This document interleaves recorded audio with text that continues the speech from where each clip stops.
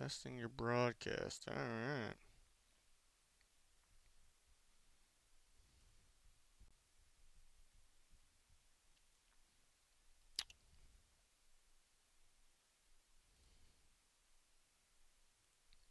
We live here? I think we're live. I don't know. Having a lot of problems over here. Chat's not working. Oh, there it is. Trevor Kinney. Yo, there we go. I'm having all kinds of problems over here. New equipment here, and really struggling to get to work properly on the stream software. Um, I feel like somebody donated during all that. Yeah, Ben Shank donated $1.02. Appreciate you for the donation before the live stream even started. So I really appreciate that. Um, yeah, wanted to start this a lot earlier, but struggling. But why did I think you were a fat guy? Not fat. I would like to gain weight. Actually, I'm trying. So the opposite of that. But I'm not sure why you thought that. All right. Any questions? I'll answer any questions. We're going to be live leading up to the draft a few times, and then on draft night, of course, we'll be live breaking everything down. So any questions, I can just go through the chat right now and answer anything. Still messing with some settings here. It's been a while since we've live streamed, and really struggling here. Who do I think the Vikings go with at 22 and 25?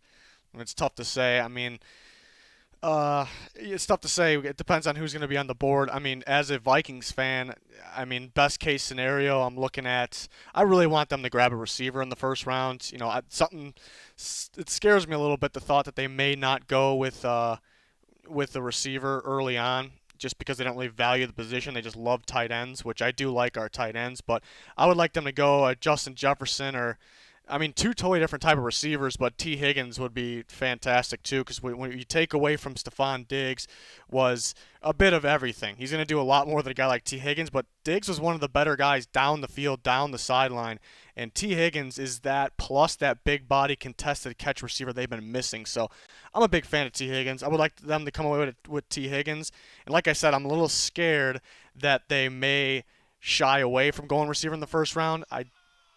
Keenan Sanan donated $6 through Super Chat. Really appreciate you, longtime supporter of the channel.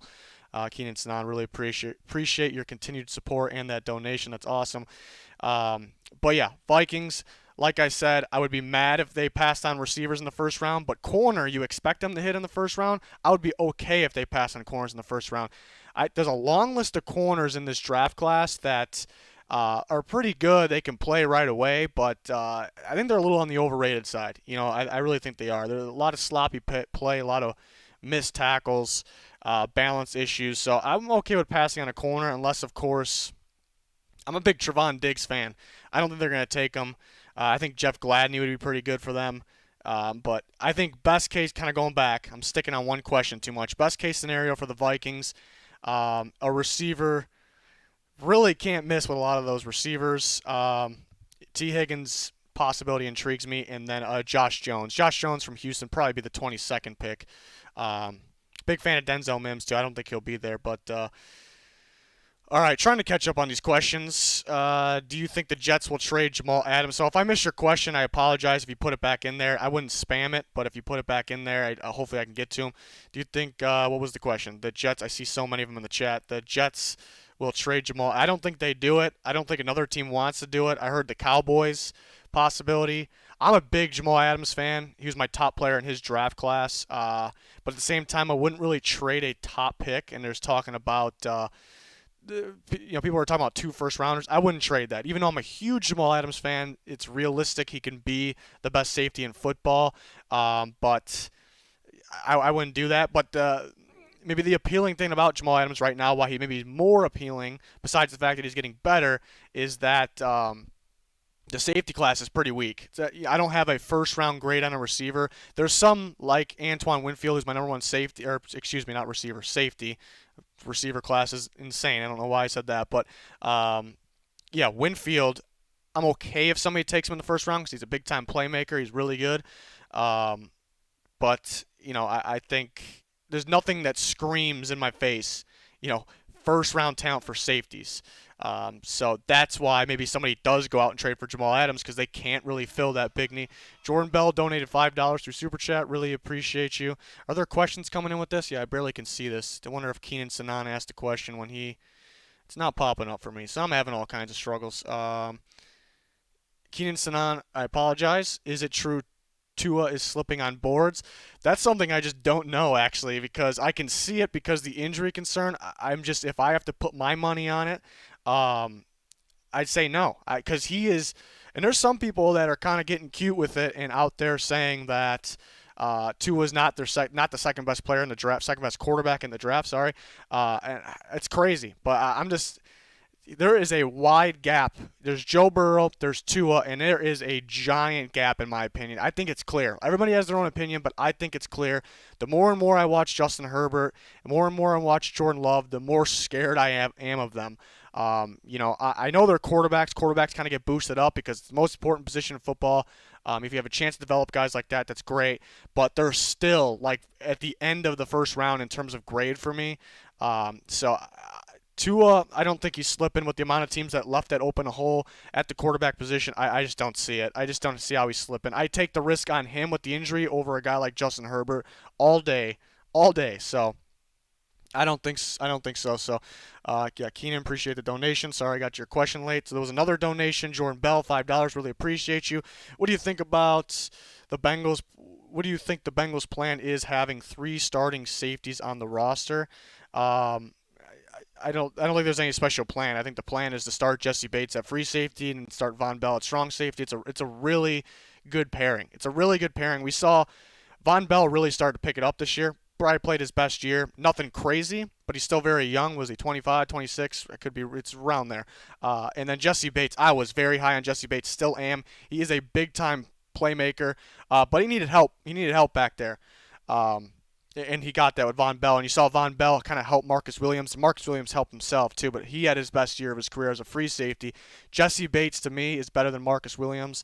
Could be close, but yeah, I think, yeah, I definitely think that's the plan. Strong for Von Bell, free for Jesse Bates. It's gonna be a good duo for a long time if they can keep them together. Trying to catch up on the questions here. I wanted people to send their links to their mock drafts through the chat too, and I can click on them. And then kind of break them down a little bit. That'd be pretty fun. But I'm trying. There's so many people in the chat right now. I'm trying to get through all of it. Just ones that stand out to me. There's so many questions. But do the Broncos need to trade up to get Ruggs? If they really have to have him, that's the tough part about the draft. That's why it's so entertaining too. If you really have to have him, then you gotta move up a little bit. But there is a chance he can be there. I worry about the Buccaneers kind of taking him because a QB or receiver 3 in their scenario is pretty important. So they could take him down there, at 14 that is, and the Broncos pick 15. So they may have to move up a little bit if they have to have him. If there's a close grade, that's when teams don't trade up. If they have a close grade, we'll assume Lamb and Jerry Jeudy's going to be off the board at this point. But, maybe there's a big gap between Ruggs and whoever the next guy is. It could be Jefferson. That's the great thing about this receiver class. You got Jefferson, Denzel Mims, T. Higgins, Laviska Shenault, Jalen Reagor. I mean, you can go down the list. Brandon Ayuk even. Is there that big of a gap? And that's what they have to decide. If they have to have Ruggs, he's the answer. I mean, that'd be pretty perfect next to Courtland Sutton. They maybe move up a little bit. I won't be opposed to that, but I am never really a huge fan of giving away picks. I don't think it really works out for teams most of the time. We saw the Falcons take that huge jump for Julio Jones. We had another donation here. So they may have to move up a little bit, but I'd almost stay put. I'm looking who just donated. We got a couple here. Couple more. Appreciate everyone. Genius Pack fan donated $1.99. Says, how do I subscribe? Click the subscribe button. I don't know.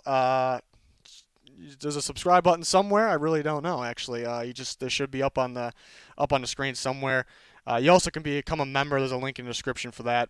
Special chat features and things like that. But I appreciate the donation. Hopefully you figure out how to subscribe. There should be a button somewhere. But Michael Satch Jr. Donated $5.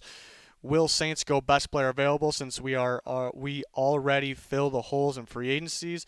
In free agency, I want Queen at 24 or Murray. What wide receiver will be available at 24? Appreciate the donation, Michael. I know he's been a long time supporter of the channel.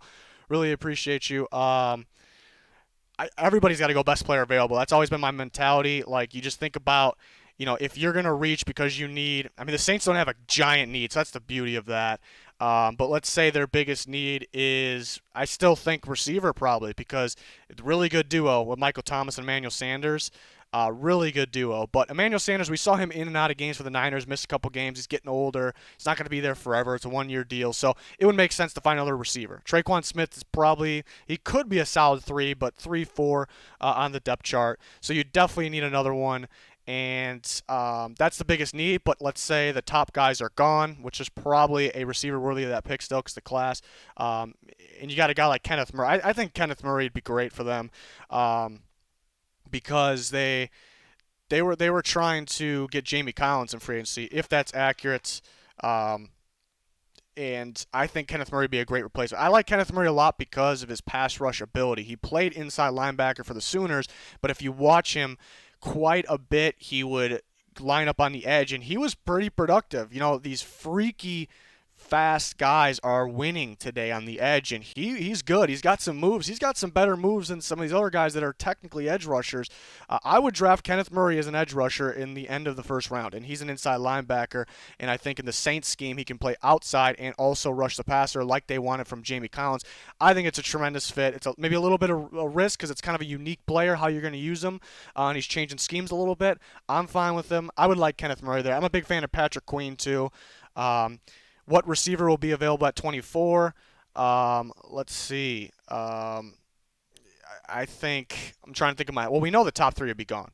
It doesn't matter the order. Lamb, Ruggs, Judy, no order there. They'll be gone. I think Denzel Mims will be gone.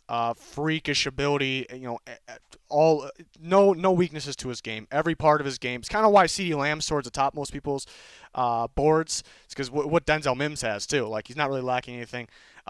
Jefferson is the most interesting one, Justin Jefferson, because he can go as high as, he can go as high as the Broncos. If the top 3 are off the board, Justin Jefferson could go to the Broncos, complement real well with Cortland Sutton. But why he also can drop like to the back of the first round, it'd be kind of surprised if he went day 2, but I've seen more surprising things. Even though he's a lock round 1 for me, my grade, why he could drop to there and keep him in Louisiana is because 2018 he played outside. He played okay. He struggled against some press, played okay. This year, 2019, I think he had 5 targets when he was outside.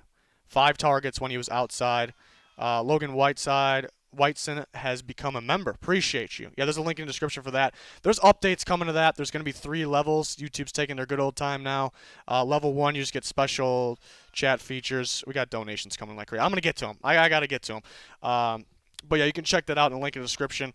But back to the Saints, the receiver, why Justin Jefferson can drop. This year, he probably had 5 reps targets while he was playing outside, which is low. He's a slot receiver. And he mainly thrived against zone coverages, against man, not a whole bunch. That's why we saw against Oklahoma in the semifinal game when Oklahoma runs mostly zone, Justin Jefferson went off. Jamar Chase, they didn't really need him. Justin Jefferson, how many touchdowns he scored? He had 4 at one point. Went absolutely off. And that's when he started to get even more well-known, And then they go play Clemson. What does Clemson do? Man. Jamar Chase goes off. So, that'll be the reason Justin Jefferson could drop, but he's a dynamic playmaker. Reminds me, it's weird because I think he's a good fit with the Vikings, and he reminds me the way he moves his arms, some hand fakes within the routes. It reminds me of Adam Thielen, actually. So that's pretty interesting. But yeah, the Saints, I talked about the Saints for so long right now, but best player available for everybody. Kenneth Murray is very intriguing. A quarterback would be very intriguing. A Jordan Love, a Jacob Eason would be very impressive. I'm going to catch up on. You guys are awesome. Donations like crazy. Please wait. I got to catch up.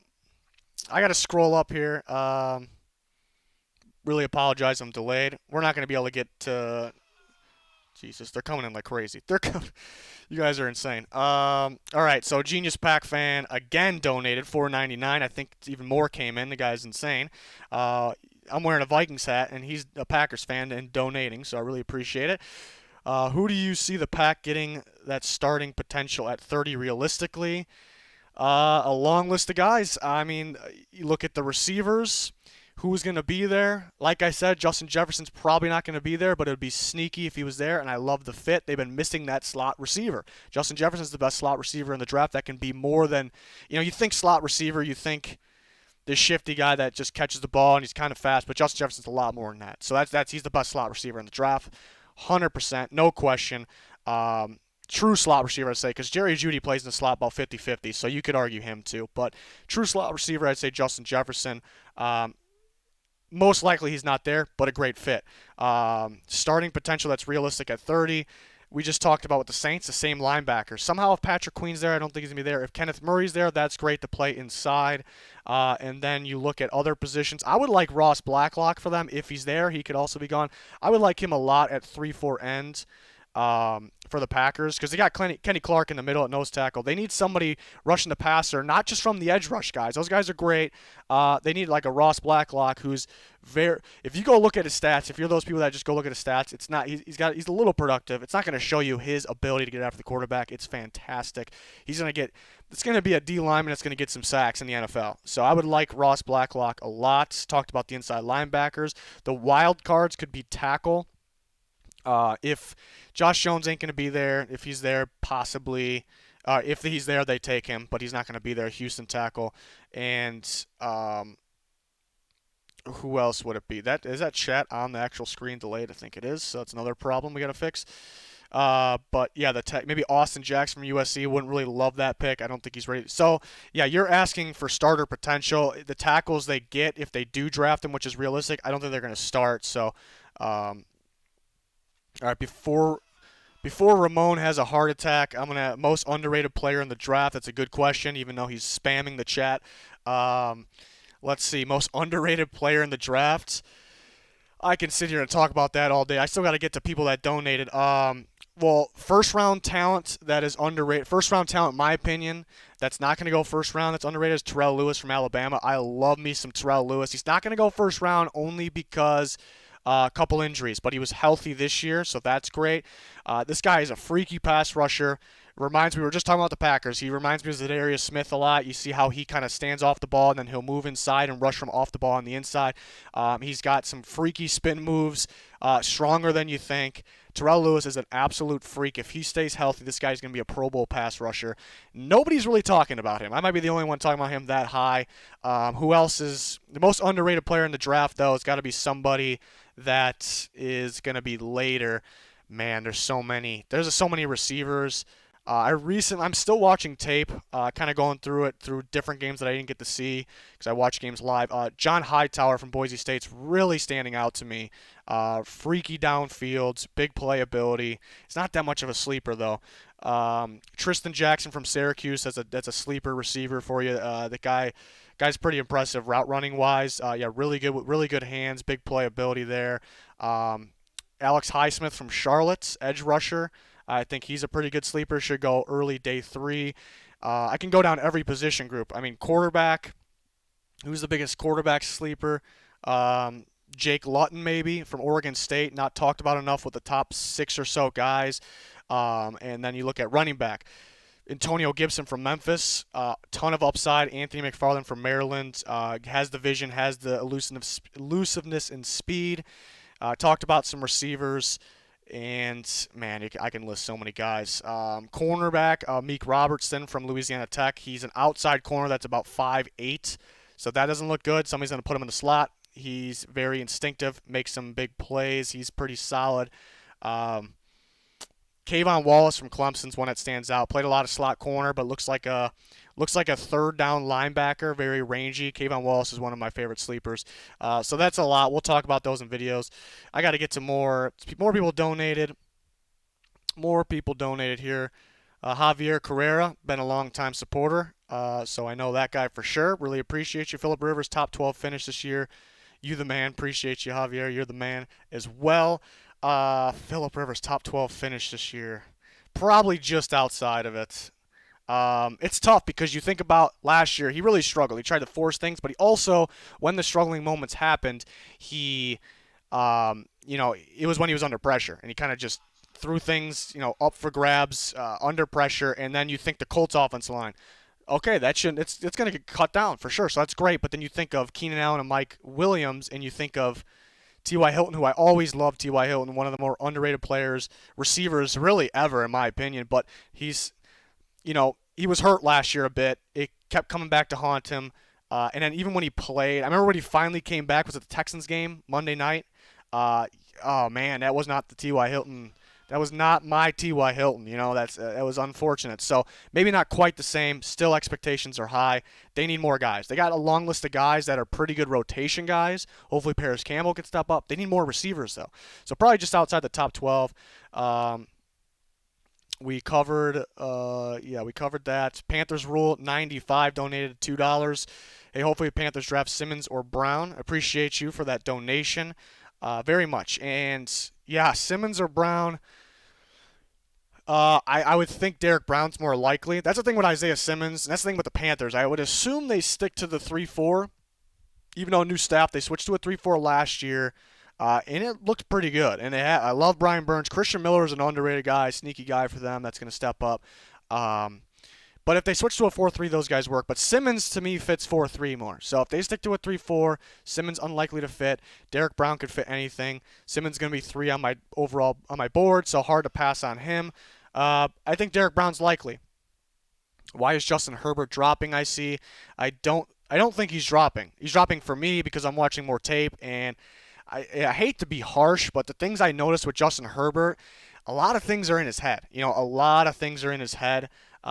We can break more of that down in the future, but I think he's lacking some confidence. This is what it looks like. So some things he just overthinks. Really, that's another thing. He kind of overthinks things. Very recently, I watched every single snap of the Washington game for Herbert, and by his play versus Jacob Eason's play, you would think Washington won that game. It was a good game. Oregon ended up winning that game. A lot of plays that just seems a lot of hesitation, a lot of something in his head. You got to have more confidence. Genius Pack fan also donated again $2. This guy's ridiculous. This was old. I'm still catching up. Please block Ramon. I answered his question, so hopefully he can slow down. Dills for Days donated $2. Really appreciate the donation. Everyone is very generous here. What will the Broncos do at receiver in your opinion?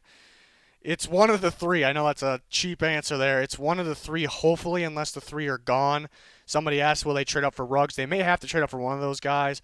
Really, CeeDee Lamb is the safest receiver, the overall best, probably, if you're combining all the traits. But at the same time, I see maybe Judy or Ruggs fitting a little more. Judy would be a great fit. The ability to play in the slot and to play outside. Because Cortland Sutton's outside, so then you can have Judy inside of him, but you also can put Judy on the opposite side. They can send him down. What are they gonna do? So I like Judy for the fit a lot. All of them are fits really, but if those three are gone and they didn't trade up, do they? It's not a reach in my opinion. But do they take Justin Jefferson there at 15? That's the question. Do they trade back a little bit? Do they take an offensive lineman? They can take Josh Jones from Houston. If they get by the first round without taking one, I would like second round. Who would I like for them? Brandon Ayuk would be great from Arizona State. I have Laviska Shenault keeps dropping because of injury. That would be fantastic. Guys like that. Appreciate the donation. We're trying to catch up. The chat keeps moving like crazy, so I got to go up and try to find these. Where we at here? There we go. Please do a post-draft live. We can post after the draft. Do a live stream. We can do that as well, but we'll have some live streams leading up to the draft, and we'll be live during at least the first round of the draft. We did first round last year, and then the nights of the draft when they finish, I'm gonna have videos, instant grades. So we're crazy here. We're gonna have all kinds of content. Justin Herbert or Jordan Love. back and forth on that. Really back and forth. That's actually neither are my top three. I got Eason at three. It's pretty much Burrow, Tua, and there's a long gap, big gap, and then I have Eason at three, just because I think there's more to Eason. Upside is there because he played early on at Georgia, got a little chance, didn't look good at all, and then we didn't get to see him play start until this year, and it was first time starting on that Washington system, and he was pretty good. I wish there was a little more, but it was pretty good. Wish they let him throw it downfield a little more, honestly. I think there's upside there because his weaknesses are, his pocket presence could use some work and handling pressure. I think with more reps and coaching on the footwork, which is all realistic, I think he can get better. So his negatives are coachable, his positives are not coachable, and they're already good. And that's the crazy arm strength, the big playability. So that's why Eason's actually three for me. Herbert and Love are next. Love was my number three quarterback for a while, but kind of going back and looking, he has that crazy big playability. Like you'll just get these glimpses. He'll roll outside the pocket and kind of like a Mahomes slash Aaron Rodgers, and it's just a perfect ball. And and I'm out of my seat getting pumped about maybe having this guy on my team or anybody getting this quarterback. But then there's just so many plays where it's just, why did he throw that? It was so off target. And then the problem of kind of RG3. I kind of go back to RG3, and the main reason for RG3 struggles was the injuries. That's just unfortunate. But another reason, RG3 was pretty damn accurate down the field. Just throwing 5, 10, 12 yards down the field. He was throwing behind receivers like crazy. He just could not hit them. It was weird. And Jordan Love has that same thing. He just can't hit some of those throws, at the sticks or right before. Herbert he's got the body type. He's got the mobility. Combining that mobility with that body type is ridiculous, and that arm strength. So everything's there to like. You just got to get the guy out of his own head. He's in his own head sometimes. So right now right now Herbert's better than Love for sure. I'd say Love has. You could argue that either one has more upside, just because if you get Herbert confident, you get him the right system, he can do wonders. And Love he has it in him. You see these ridiculous plays that are. Nobody has more ridiculous plays than Joe Burrow in this class, but yeah, I appreciate the donation, JT Sports there, $2. But right now I have Herbert at 4, Love at 5, but the upside for Love, I think there's more there. Appreciate the donation. A lot of questions. Trying to get to. Hopefully I didn't miss anything either. Hopefully I didn't miss a donation. So if I miss it, I apologize. I'm trying here. The chat keeps automatically kind of like refreshing for me on my screen, so that's my problem right now. But I can't see the donations right now. That's fantastic. All right, let's see if I can pull them up here real quick.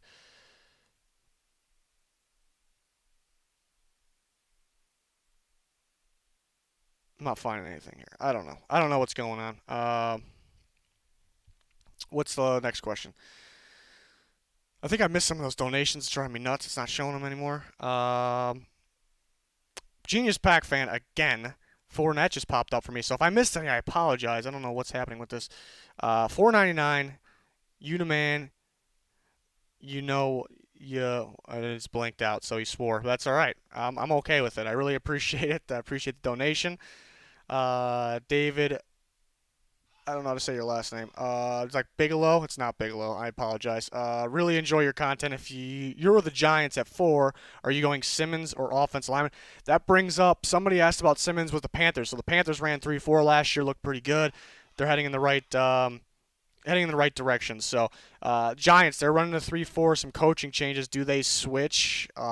They go more of a 4-3. I think they're capable. Simmons to me fits a 4-3, so they may pass on Simmons just because of maybe he doesn't fit as much. So the offensive lineman more likely. That's tough because you're asking me what I would do. Is that what you're? If you're the Giants, yeah. If I'm the Giants, I am. That's a really good question, honestly, because the best player available is Simmons, but does he really fit this defense? Offensive lineman. You know what? I wouldn't be able to pass on Simmons if it's me. I like Simmons that much. I wouldn't be able to pass on Simmons. I think Solder needs, he's declined a little bit, but he's your left tackle this year. So I think you can get a right tackle in the second round. You're looking a little tough you're rough at the left tackle for the future, though. That's actually the Giants are in a tough spot. Gettleman's in a tough spot this year. Um, if you think Simmons can fit, you grab him. If they're continuing to run a 3-4 and I have no decision over switching that, then I go with the offense line because Simmons is going to fit the 4-3 better unless you plan on putting him at safety. So I appreciate the donation. That's a good question. Really good question there. Trying to make sure I didn't miss anything. I was going to take a look at people's mocks too, but are we going to be able to get to that? I don't know if it lets me even click on anything in this chat either, so if anybody sends it. Trying to get to other questions because there's more questions that from people that aren't donating, and I still want to get to theirs. Yeah, Ramon's just going nuts again. You gotta stop spamming over there. I don't want to block anybody. Best fit for the Seahawks in the draft. Talked about that in some videos. Cesar Ruiz from Michigan, I think is a really good fit at center or guard. They got B.J. Finney. They put him at guard. Ruiz could play center. That'd be a good late first round pick. If the Broncos trade back, do you take Queen, Diggs, or Mims? Oh, that's a good question. That is a good question. I like all three of those guys. Big Trevon Diggs fan, big Denzel, a big fan of all three of those. I would still go Mims. It's an offensive league. Drew Lock needs more weapons. It's going to help him. Going to help Cortland Sutton. Denzel Mims will be helped, by Cortland Sutton. So even though there's better fits to pair with Cortland Sutton, it's just still going to be so dominant. So yeah, I definitely go Mims. The chat just keeps on because people are spamming questions here. It keeps resetting, like resets to the top for some reason. So low on Jonathan Taylor. I mean, I'm lower than most people, but I've talked about this a lot. You look at the traits. You look at the traits of Jonathan Taylor. He looks like a late first round. Like he looks like the best running back in the class based on his vision. Hitting the hole with quickness, the long speed, the elusiveness, just making people miss in general. Vision's number one. He has it. That's always number one for me. He has it. But you look, what is it, 15 fumbles over the last 3 years, and it hurts. It hurts a little bit. It's more fumbles than anybody in this class by a wide margin. And I always use this as an example. You look at how many close games were in the NFL this year, like ridiculous. It felt like every Monday night. Anytime the Seahawks, it felt like Seahawks and Niners were playing. Niners actually blew some teams out. But some of those teams, so many close primetime games. They're not just primetime, even the noon games, whatever it is. It's just so close. So do teams want to put Taylor in that situation? They probably don't because there's a chance he can fumble. And other teams know that, so his value is going to go down a little bit there. He's going to drop a little bit in the draft. He also has, this is not as big of a weakness, but it scares me a little bit, not as much as the fumbles, but he has well over 900 carries. You look at the running backs in the past that had well over 900 carries, they have not worked out. There's actually a long list of Wisconsin running backs that fall into that category. The last Pro Bowl running back that had over 900 college career carries was Ray Rice, so it's rare. It's rare. You look at the top running backs in the NFL, McCaffrey, all those were Henry. They're not even close to 900 career carries in college. So, yeah, what are your thoughts on the new Rams logo? It's actually growing on me. For the first time I saw it, I thought Chargers. That's kind of the only thing I don't like about it because it kind of looks more like a Chargers logo. But when I'm putting because I use the logos in my graphics a lot for the videos, and when I'm putting them in there, it looks kind of cool actually. I don't mind the logo at all. It just looks maybe a little. I wish they would use the actual Ram maybe, just because that's the Rams. I'm curious to see all these teams' new jerseys. A bunch of teams getting new jerseys. So that's pretty interesting. Can't wait to see that. Some more people donated. I'm gonna get to them. Every time I scroll, it moves to the top. Drive me nuts. Brian Z donated $2. Appreciate you. That's awesome. What round does Ezra Cleveland go? I've been hearing he's moving up the board. I heard he actually can go late one, and which is crazy. I think most likely, and where I think he belongs is round 2. That's what I think. I mean, he's that today's athletic tackle. People used to draft those guys to put weight on, to develop them. But now it's just like they come in there and they're good right away because the pass rushers are getting faster. So these quick, athletic, the fast guys, they're making an impact in the NFL. So I mean, I can see him. I can see why he's kind of going up the board. But second round is I'm pretty confident about the second round. He won't get to the third, I don't think. Probably second round. Vincent Coe, appreciate the donation, $1.99. Thoughts on Donovan Peoples-Jones, team fit in rounds? I think he goes round 3. I like him more. I like him more, a little more now. The combine was impressive. When you see the, numbers that kind of impress you, you kind of go back and watch more on him. That's what happened. That was a good example of this. Big giant bird just flew across my window right there. It scared me. That's a good example of that. But Peoples-Jones, yeah, he's got some athleticism to him. He's a big body guy. Shea Patterson, terrible. He's absolutely terrible.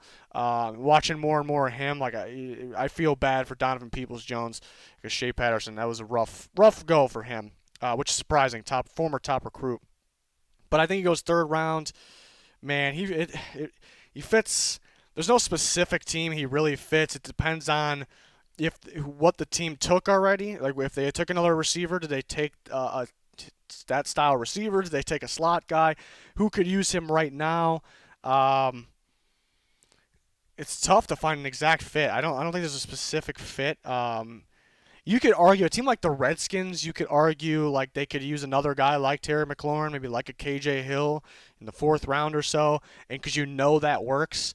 But they also are missing that big body receiver. But the good thing about Peoples-Jones is he's more than your typical big body receiver, So I think the Redskins would be a pretty good fit, kind of something they're missing. A team that is kind of missing that would be a great pairing with their current group, which I don't think ends up with them as the Steelers, honestly. I think pairing him with like Juju, they got Deontay Johnson. Yeah, they got a good group already, but I think it's just something that they're kind of missing a little bit. It'd be a good pairing. But yeah, I like the Redskins one. The Packers, it kind of fits what the Packers been looking for, but something that hasn't been working besides Devontae Adams. They just like these outside receivers, and I think they need more of a slot though. So moving on.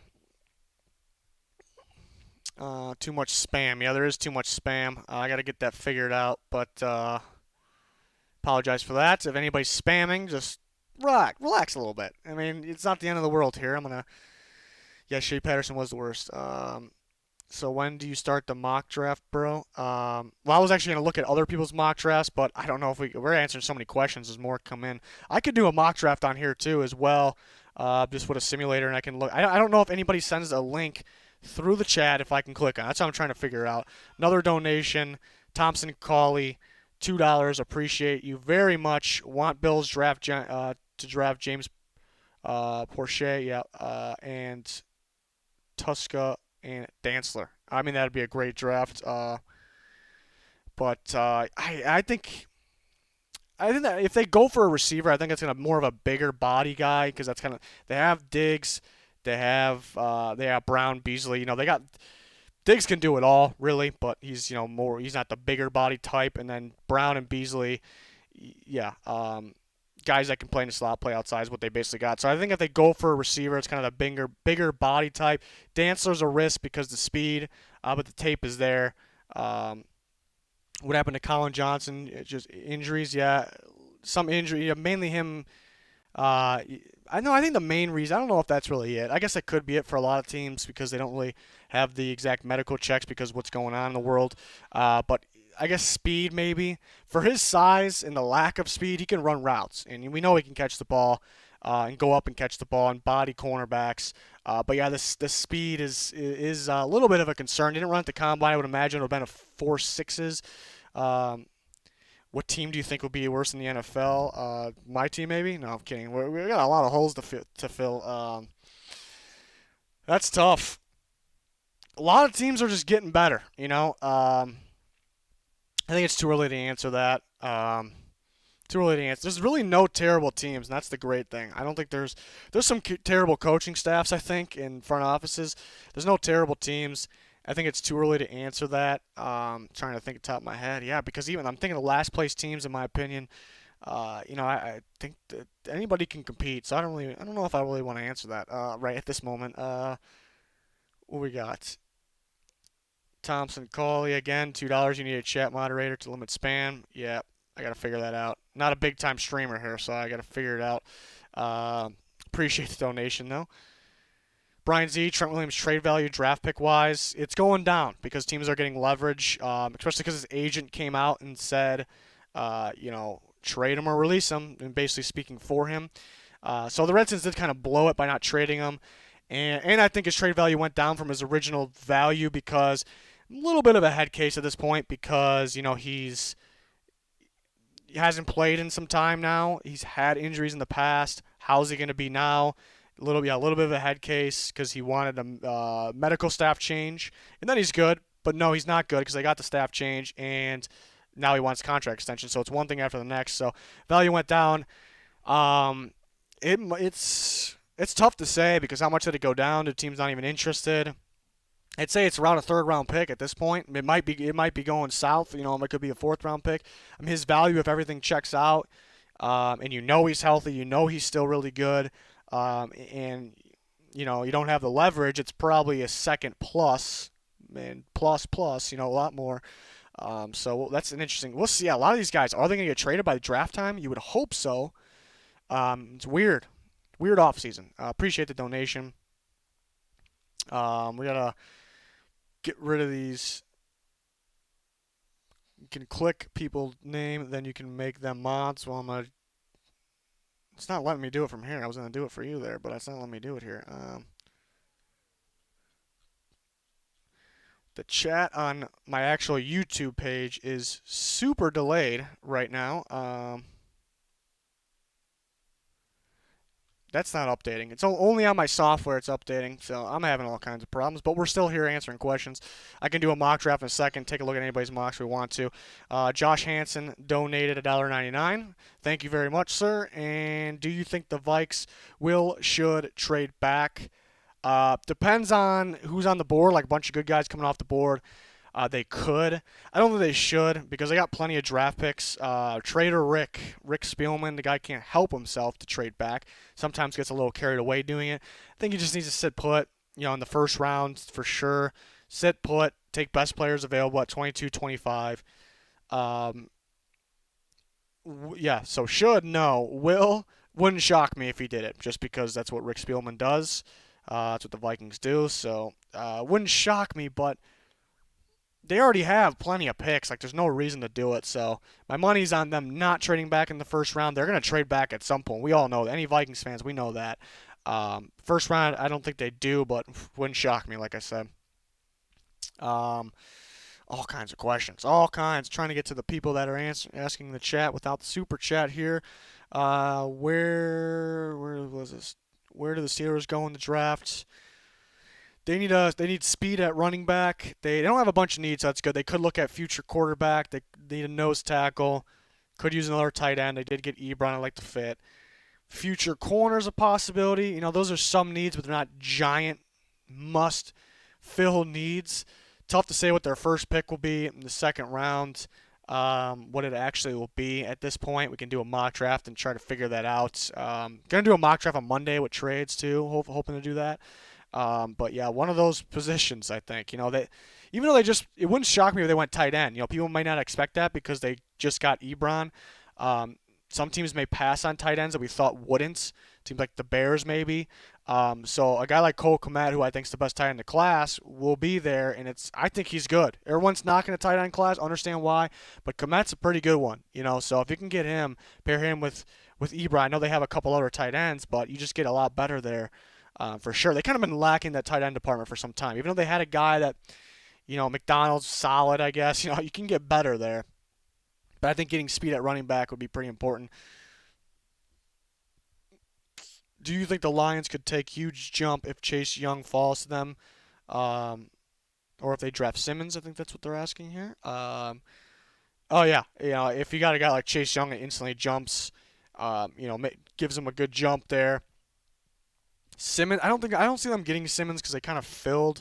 They could use more linebackers. Yeah, I mean, basically to answer your question, Chase Young and Isaiah Simmons, I think helps a team more than you think from a one-player rookie. More than people think. So it definitely helps a team make the jump. Chase Young, because he's more of a pass rusher. You know that that would be a reason why. But Isaiah Simmons is pretty much everything. So yeah, they make more of the jump. So my board is Joe Burrow, Chase Young, very close to, and Isaiah Simmons 3. So that's the order I think of impact. Really, I mean, quarterback like Tua is going to make a pretty big impact if he's going to go, if he's going to start right away. Um, what are your thoughts on Gross Matos from Penn State? Yeah, interesting. Because I think it was about a week ago, actually, I watched more on him. It's a tough one because he doesn't have any crazy traits or anything. He's pretty good combination of you know athleticism and strength, I guess. I do like that you can slide him inside. He had some reps from I think about three technique spot position. Was pretty effective there. It's just nothing that wows. Nothing that's like I'm out of my seat. Like that was a crazy pass rush move. I think there's other guys that like aren't being talked about enough that have more of that. Guys like Terrell Lewis, Julian Okwara. So Matos, I think the ability to move around the defensive line. Um, where did this go? It disappeared on me. The ability to move around the defensive line, I think helps him, and he could go late first. I would feel a little more comfortable early second, but it's not like if he went late first, I'm like terrible pick. I'm not going to be saying that. So that's what I think. Trevor Kinney donated $5. Yeah, long time supporter there. Appreciate you, Trevor. Rick Spielman is going to trade pick 25 to some team for their next decade of seventh rounders. Also, Josh Allen is trash. Okay. um, yeah, I mean, I can see Spielman doing something like that. He loves having seventh round picks. His view is always the more picks I have, the more chance we're gonna hit. I can see the logic. Like if you take 12 guys a year, there's more of an opportunity, more of a chance you're gonna hit a gem like they did Diggs the one year, who they no longer have. So I see the logic, but like last year it got pretty ridiculous. The reason last year is they had no cap, so they had to fill the roster with cheaper guys. Don't imagine they're gonna do it again, but yeah, like we talked about, we know it's possible. Genius Packer fan donated. This guy's ridiculous. I don't know what the counter's at for him. Really appreciate it. $3.99. Which linebacker do you think will be available at 30? That's why it's tough for the Packers because there's a chance. I think Patrick Queen from LSU is off the board, and Kenneth Murray. There's a possibility he's off the board too. I talked about I like him with the Saints. So there's your top two by far top two linebackers, and they're going to be off the board. Yeah, we'll say they're off the board actually in this case. So hopefully for their sake, Kenneth Murray's there. But if they're off the board, who's the next best linebacker that would fit at 30? It's going to be too much of a reach. You look at Jordan Brooks from Texas Tech, who I like, but they're not going to take him that early. A Texas Tech defender that doesn't sit well either, even though he can play. Just Texas Tech's been a joke on defense for so long. Um, funny story. Every time I watch tape the last several years, an offensive player, and I'm watching them on Texas. I usually decline to watch them against Texas Tech because it doesn't tell me a whole bunch because I don't know what they're doing over there, but it's brutal. But somehow they got a big time player out of Jordan Brooks. Willie Gay Jr. from Mississippi State, really good in coverage, freaky athlete, but they're too early to take at 30, so they will not go the linebacker route. If it's at 30, maybe they trade back or they take a receiver, they take a tight end, they take a defensive lineman, an offensive lineman in the future. I think is more likely. Um, let's see. Where are we at here? Appreciate everyone for their donations. Unbelievable. A lot more than I expected there, ever could expect it. So that's awesome. Best case scenario for the Chargers in the draft. It's a good question because I mean, best case scenario is Tua. That's the best case scenario that can help them win now. The rest of the team is win now. But if you can't get Tua, I do not want them to reach for any of the rest of the quarterbacks. Obviously, Burrow in this scenario is off the board, and in this scenario, Tua will say is off the board. I do not want them to reach for a quarterback. I want them to take. Um, I mean, Isaiah Simmons would be, even though the defense is going to be good no matter what. Isaiah Simmons is a great fit. That'd make them a lot better. So I'd say if Tua's gone, Isaiah Simmons is best case, or a guy like Mekhi Becton. from Louisville, left tackle, filling that need is going to be big time. So I think those are best cases. So Tua is probably number one because they do need a quarterback at this moment.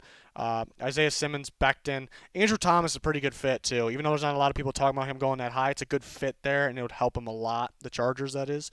Um, uh, yeah, the Yannick Ngakoue situation is interesting because teams could have leverage there because he said he won't play, but the Jags are playing hardball. It's good, I guess. They're saying, they think he's going to play. They're going to give him the money to make him play. So they don't think sitting out's an option. So they need the right value back. They want more than a first round pick. So they're starting it at that. They may get a late first round pick. Basically, why I think that's okay for teams. A team like the Seahawks, like, are you really going to get a pass rusher? Especially they've been missing on guys at the end of the first round recently, the last several drafts actually. Are you going to be able to get as good of a guy as Yannick Ngakoue? And I'm not saying I don't like when people say, well, this Ngakwe's proven, the rookie's not, so Ngakwe's better. Of course, that's not the reason why, because everyone was drafted at one point. Ngakwe was a mid to late round pick, whatever it was, fourth, fifth. I can't remember exactly where he was picked, but and he ended up being something. So that's not fair to say, but to me, looking at a Gross Matos, the potential of him, which could be pretty high. I'd rather have Ngakoue. Potential's still pretty high for him. So yeah, we'll see what happens. And somebody asked that again. Who's grabbing Ngakoue for what compensation? I still think a late first is right there for a possibility. I don't think the Jags accept anything less. Maybe it's a next year first. Maybe it's a next year first and this year second, third, whatever. And it's probably too much. But who's going to get him to the Seahawks? The teams that make the most sense would have to be a pick swap. Teams like the Giants, the Jets make a lot of sense, but do the Jets want to move back to 20 where the Jags have a pick? Because the Jags pick at 9 and 20. So 11 to 20. Do they want to miss out on a CeeDee Lamb, Jerry Jeudy, Henry Ruggs to go back to 20 to take so one of those other receivers so they get Ngakoue? It would be a win-win really either way, but you're kind of stepping down the talent at receiver there. And that's where people make mistakes. I've talked about this so many times. That's where people make a mistake to wait to take a receiver because it's so deep, but you don't realize how good the guys are at the top. They're ridiculous, the guys at the top. So that'd be the problem with the Jets. I need some water here. Somebody else donated. Let me get to it here. We got an argument about. Oh yeah, I forgot. Trevor shit talked Josh Allen. I like Josh Allen. He's still not anything special. Will the Panthers end up with more than 9 picks? Would love Claypool or deep threat tight end / receiver if they can throw the ball deeper than 8 yards an average. That's kind of the thing about Teddy too. Everyone rips him because he doesn't really throw the ball that many times downfield, but I think that's doesn't have the craziest arm strength or the craziest big playability, but he can throw the ball down. He's pretty accurate downfield, actually. I would like Claypool for them a lot, too. I like Claypool in general. That size of a guy that can run that fast, can jump that high, the great hands that can play in the slot, play outside, strong enough to block people, and he can run routes. He's got some good footwork. So I like Claypool a lot. For me, early second is my grade for him. Probably go late second. Panthers end up with 9. I think that the Panthers are a prime team that could trade back. They could actually trade back with their first round picks. Possibility with that second round pick, I think they'll be looking to trade back, depending on who's on the board. So they're going to look to gain more picks because this is a team that actually felt like rebuild mode, but because they had Teddy Bridgewater, because they have Christian McCaffrey, now they have Robbie Anderson with DJ Moore, and they have some other talent, obviously, but they have a lot of holes, so now they're not really in rebuild. They can win. It was kind of a retool. They can win now. Great coaching staff, some good players. So gaining more picks to fill more of those holes would make a lot of sense. So, yeah, who's that? Rocky Road Warrior donated $4.99 with that question. I really appreciate the donation. It's a good question. What else we got here? Spending so much time on answering questions, but I love it. I can talk all day. Want to take a look at thoughts on Clowney rumors? What are the latest rumors? I think probably that the Titans were still involved, the Seahawks were still involved. So kind of monitoring that. He went down to asking price 17 to 18 million, which I don't know. That's hard to believe because usually when when you hear that the range, like the rumor was he's come down to 17 to 18 million. You don't really have a range when you come down. It's usually 18. Which one is it? 18 million. You're not going to say 17 to 18. So that's why I'm not saying the rumors are fake. I'm just saying they're it sounded like something was going to happen soon, but I don't know if it's that simple. I predicted the Titans to get him. A couple weeks ago. It's looking less likely right now. The Seahawks are. It's obvious the Seahawks still want him back for the right price because they're kind of waiting. I predicted them to get Everson Griffin, and I think the second they have a decision on Clowney or Clowney has a decision, they're going to go get Everson Griffin if they need to, if Clowney's not back. So, um, yeah, I mean, I'd sign. I like Clowney a lot. I'd sign him if that's the case. 17 million, a pound on the table for that. Um, should the Jets draft a receiver or lineman first? Depends on who's on the board, but no, it doesn't really depend. It kind of does, but a receiver is going to be higher on my board. I would like for them to go receiver, Lamb or Judy, hopefully for them. Any chance the Bills land Clowney or Yannick? Um, I give it a chance. It's tough that they don't have a first round pick this year for Yannick, but if the chance would be trading a first round pick next year, which is risky because you don't want 2 years without a first. What if they struggle this year? We don't expect them to really, especially in that division. But what ifs? Yeah, then they get rid of a low pick or a high pick, whatever you want to call it, a good pick. They still have money. I would do it if I were them, but that's going to make the Mario Addison signing a little more confusing than it already is. But you can't really worry about that. If you can get better, like a guy like Clowney, I'd do it. If the Bills got Clowney, elite defense, I'm guaranteeing it. Elite defense, bearing any, you don't want any crazy injuries, but that's what you can't be afraid to get better. So I think there's a chance, and if their thought process is like that, they should be in on that. You think Justin Jefferson could follow the Saints? It's a possibility. I explained it earlier in the stream because he only thrives. I don't want to say only. But he's best when he's in the slot and against zone defenses. Can he handle press? Can he succeed against man? My answer is yes, but a little bit of a question mark. So because of those, he can drop. Uh, I resemble Kirk Cousins. I look nothing like Kirk Cousins. Nothing like Kirk Cousins. Um, will the Vikings trade Anthony Harris? That's a good question as well. It felt like for sure they were. The interesting thing is they were looking in on free safeties. In free agency, they tried to get Jimmy Ward. They tried to get Will Parks. They tried to get. I think they were in on a couple more. But so that meant they were trying to get those guys for cheaper than trade Anthony Harris. At this point, I don't think they trade him. But it's a really good question. It's up in the air. I'd be confused if they, I don't know, if they're gonna draft one maybe and then see if they can trade him, but that'd be kind of confusing if they took an early pick on a safety because they're not valuing that position that high. What's your opinion on Anthony Barr? I'd say he's had a little bit of an off year last year, but still a very solid linebacker. I still think one of the better 4-3 outside linebackers. You kind of add his pass rush ability in there. He's somewhat of a unique player, and they use him sometimes. The Vikings were given a lot of different looks last year. They're kind of putting defensive ends on the inside. Anthony Barr was rushing on the edge. So the ability that he has doing all that was pretty good. I expected a little more last year, though, but I do think he's still a very solid player. Do you think teams would... I lost it. It's moving like crazy. Do you think any teams will trade up or down? Of course. People always trade up or down. One of the more unpredictable things of the draft, like who's going to do, is always that surprise team. I really think the Dolphins trade up to 3. The Chargers will try. I think the Dolphins do it. Teams that trade back, the Niners will probably trade back from 13, I'm starting to think. Gain more picks and kind of in the middle of the draft there because they really don't have any. So those teams... do you want us to send mocks on our mocks on Twitter? I know some people did already, but if I can click the damn link through here, I don't know if I can. Did anybody send a link? That's how I don't know. Somebody else donated. Michael Satches Jr. again. Appreciate you. $2. Will some teams move Claypool to tight end? It's a good question. I don't think he's a receiver. He's a receiver, but you see a lot of these tight ends in today's NFL that kind of play slot, and they call them tight ends. Kind of going to be what Claypool is, but he's a receiver. We're calling him a receiver. They're going to play him in the slot a bit.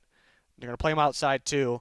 So if you want to call him that, I think he's a receiver that's going to play in the slot a bit. He's not going to line up in line tight end if that's what people are asking. He's not going to line up in line. Maybe he will, a couple of times, and with maybe not even once in 1 year. But I've teams are going to list him as receiver. He'll play in a slot, and he's big, so he'll look like a slot tight end, but he's a receiver. That's just my opinion there. But he's really good at receivers, so I think he's a receiver. Thoughts on Jalen Hurts, the Colts? I wouldn't really like her. I'm really stuck on Eason to the Colts. I really like Eason for the Colts.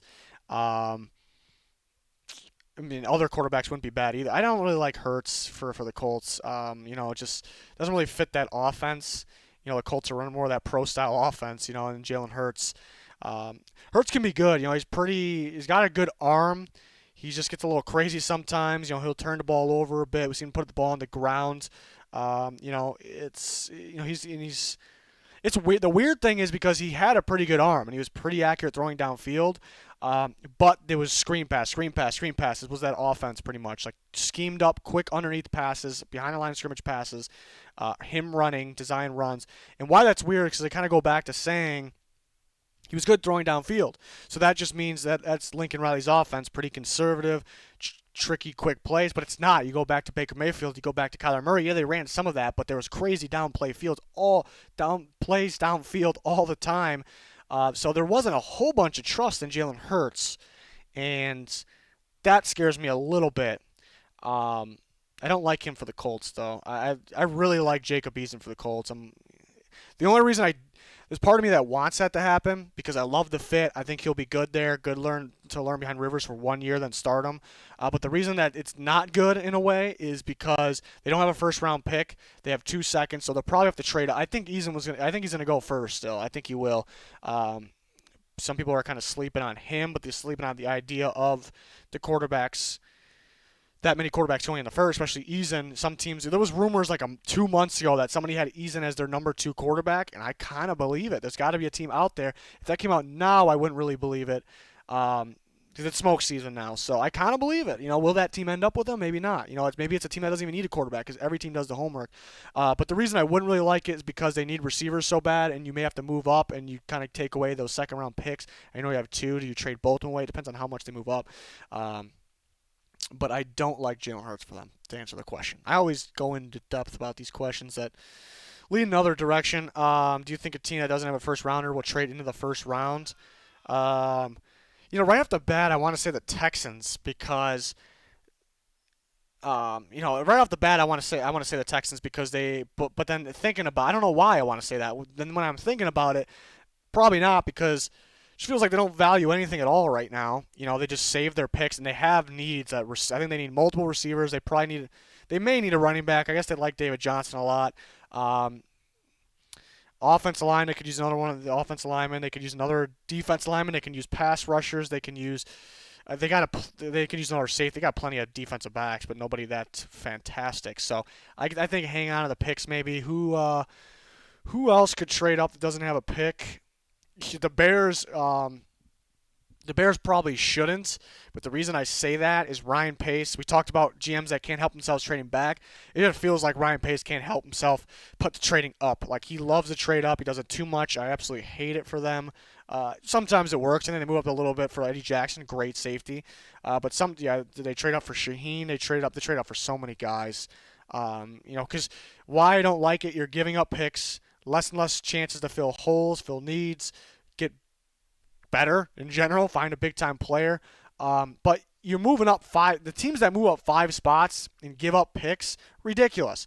There's not 100% of the time, but there's a good chance your guy will still be there. Once you get in the mid rounds, teams are just drafting guys I think tremendously fit. Like it just. I don't like it. So the Bears, Ryan Pace can't help himself, so he might be one that's going to do that. We'll see. Yeah, I just talked about the Colts. The Colts move up for Jacob Eason. That's probably the best answer. Where do you think Yannick go? Kind of answered that already. I think I like the Seahawks. I like the Jets. Giants, Browns, teams like that, but mainly the Seahawks and the Jets. The first two teams that I think of. Thoughts on the Saints possibility getting Jordan? I would love Jordan Love to the Saints. A lot to work on, but it's a great place to learn. Great behind Drew Brees, Sean Payton. I would like that. It depends on who else on the board. Like if you're passing on a big time receiver because you think Emmanuel Sanders is the answer, which definitely makes you better. But that hurts a little. But yeah, I would like Jordan Love to Saints to answer that question. Do you think the Colts trade up in the first and take QB or take one in the second later rounds? I like Jacob Eason for them. I think that's strong possibility they can move up a little bit to get Eason, but there's a limit. Like we're only going to move up to where do the Patriots pick? Patriots pick up at Patriots. Where do the Patriots pick? They pick up 23. So that's kind of like maybe the highest they'll move, maybe a little higher. Yeah, but if Eason somehow comes off the board earlier than that, which is a possibility, then there's nothing I really can do about it. But so I really like Eason for them, but they need receivers at the same time with their second round picks. How much does the top 10 change if the Bengals don't take Burrow? That's something. That's something we can look at right now. Let's see. 1 second. That's a good idea here. Um, there I am. I'm in the smaller box. So the chat's supposed to be going underneath where my like the camera is right now, but I don't think that's working too well. But let's the Bengals are probably going to take Joe Burrow, so this is probably pointless. Um, so we're using the Draft Network here. Pro Football Network actually has probably a better one of these, to be honest. But let's say, how can we see this on the stream? Can we see this? We can't really see it too good. Now we're cutting me off though. That's the bad thing.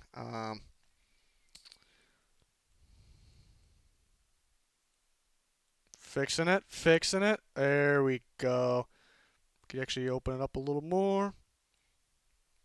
All right. So it's just for fun. What if the Bengals don't go Joe Burrow?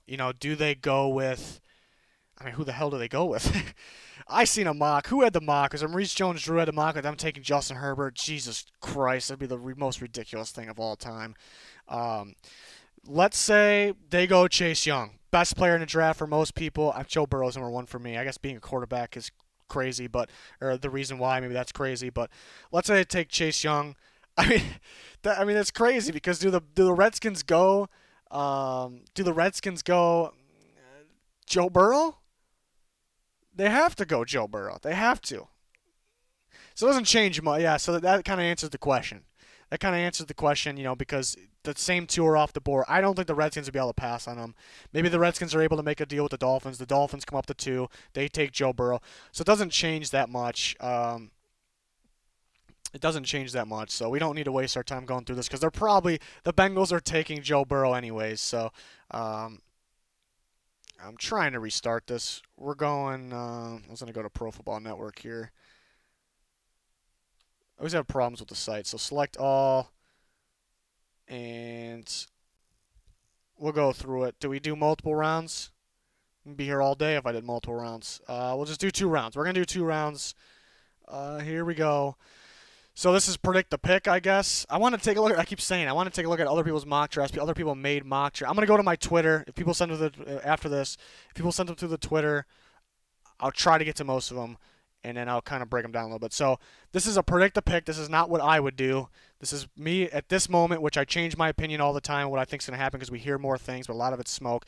We'll have a bunch more mocks on the way, and then my last one will be accurate. And I hope it's not accurate. I want unpredictability. That's why I love the draft. It's Christmas because everybody's getting new players. Everyone's getting better. It's unpredictable. It's wild. Hopefully the coronavirus didn't ruin it completely. Joe Burrow first. There's rumors that the Redskins can go other routes. In all my mock drafts, I explain why it makes sense, but I ultimately go back to Chase Young, arguably the best player in the draft, one of the best pass rushers I've ever scouted, just like Joe Burrow is one of the best, probably the best one that in a long, long time. So Chase Young, the Lions. This is probably a trade. To the Dolphins. Can we do trades with this? We can do trades with the Pro Football Network one. I don't want to sit here and do trades all day though. It just creates a mess. We'll do a mock with trades in a video coming up. Maybe the next one. But they go Akuda. I wouldn't love this. I would not. I talked about it before. I wouldn't take a corner that early. Corners just don't impact your team as much as several other positions, especially in an offensive league. And it just feels like I've talked about this before, but I just cannot stress it enough.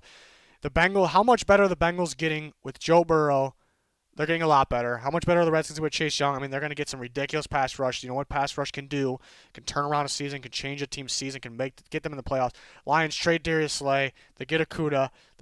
They're not improving. They're not improving at all. Like it's just not in. Akuda's a great corner. It's just not impacting the team that much. So it's not what I would do. But I think they're going to do it. Whether they trade back or not, I'll feel a little better if they trade back. The Giants. Yeah, people were saying Simmons. People were saying Simmons in the draft world. People that know people. And then we did a fan vote and mock draft on Twitter. And you guys voted for Isaiah Simmons in that one. And we'll make a video on that once it's through. For all the picks in the first round. But I just don't see it in their 3-4. Maybe they switch. I know they got a new staff in there. Maybe they switch. And Gettleman's been looking for these types of linebackers, so that's why, yeah, maybe. I just don't see the fit. I've been back and forth between Becton and Wills. I'm leaning towards Wills because of Nate Solder, really, because they believe he can still play. That's fine with me. If you get a guy like Becton, like, is he going to be sitting? Can he play right tackle? You get Wills. It's a plug and play at right tackle that also can potentially play left tackle in the future if you think he's more important there. So Wills makes more sense. That's the great thing about the Dolphins. If they don't trade back, they very well could still, end up with Tua there. So that's why it'd be better if they just stay put at 5. But it's the Giants picks the problem because I think the Dolphins may be the only one that could get a deal with the Lions. The deal that the Lions would be comfortable moving back because I don't know if they want to move back with the Chargers. Maybe they do. So if we get through the Lions pick, they picked Akuda. They're sitting there at 4. The Dolphins may have to pull that Bears move with the one spot up to get Trubisky. This time it's for Tua with the Dolphins because the Chargers, realistically, the Giants would trade back with the Chargers. So the Dolphins don't like the Giants pick too much. But they can, in this case scenario, and it's very realistic, they can still end up with Tua. The Chargers, I think they go Justin Herbert. I'm scared for them. I don't want them to do it. I think they do it. There's rumors that teams are higher on Herbert than Tua because it's an easier fit in the pro style because Tua has more injuries. Herbert's got a ways to go. A lot of hesitation in his game, a lot of things in his head. I think they do it, though. The Panthers, you would think Isaiah Simmons, but does he fit? That's the question. I think the pick, this could be a trade back. I think the pick here in this scenario would be Derek Brown. They need a lot of defensive linemen. He's an impact player, big-time impact player. Then we got the Cardinals.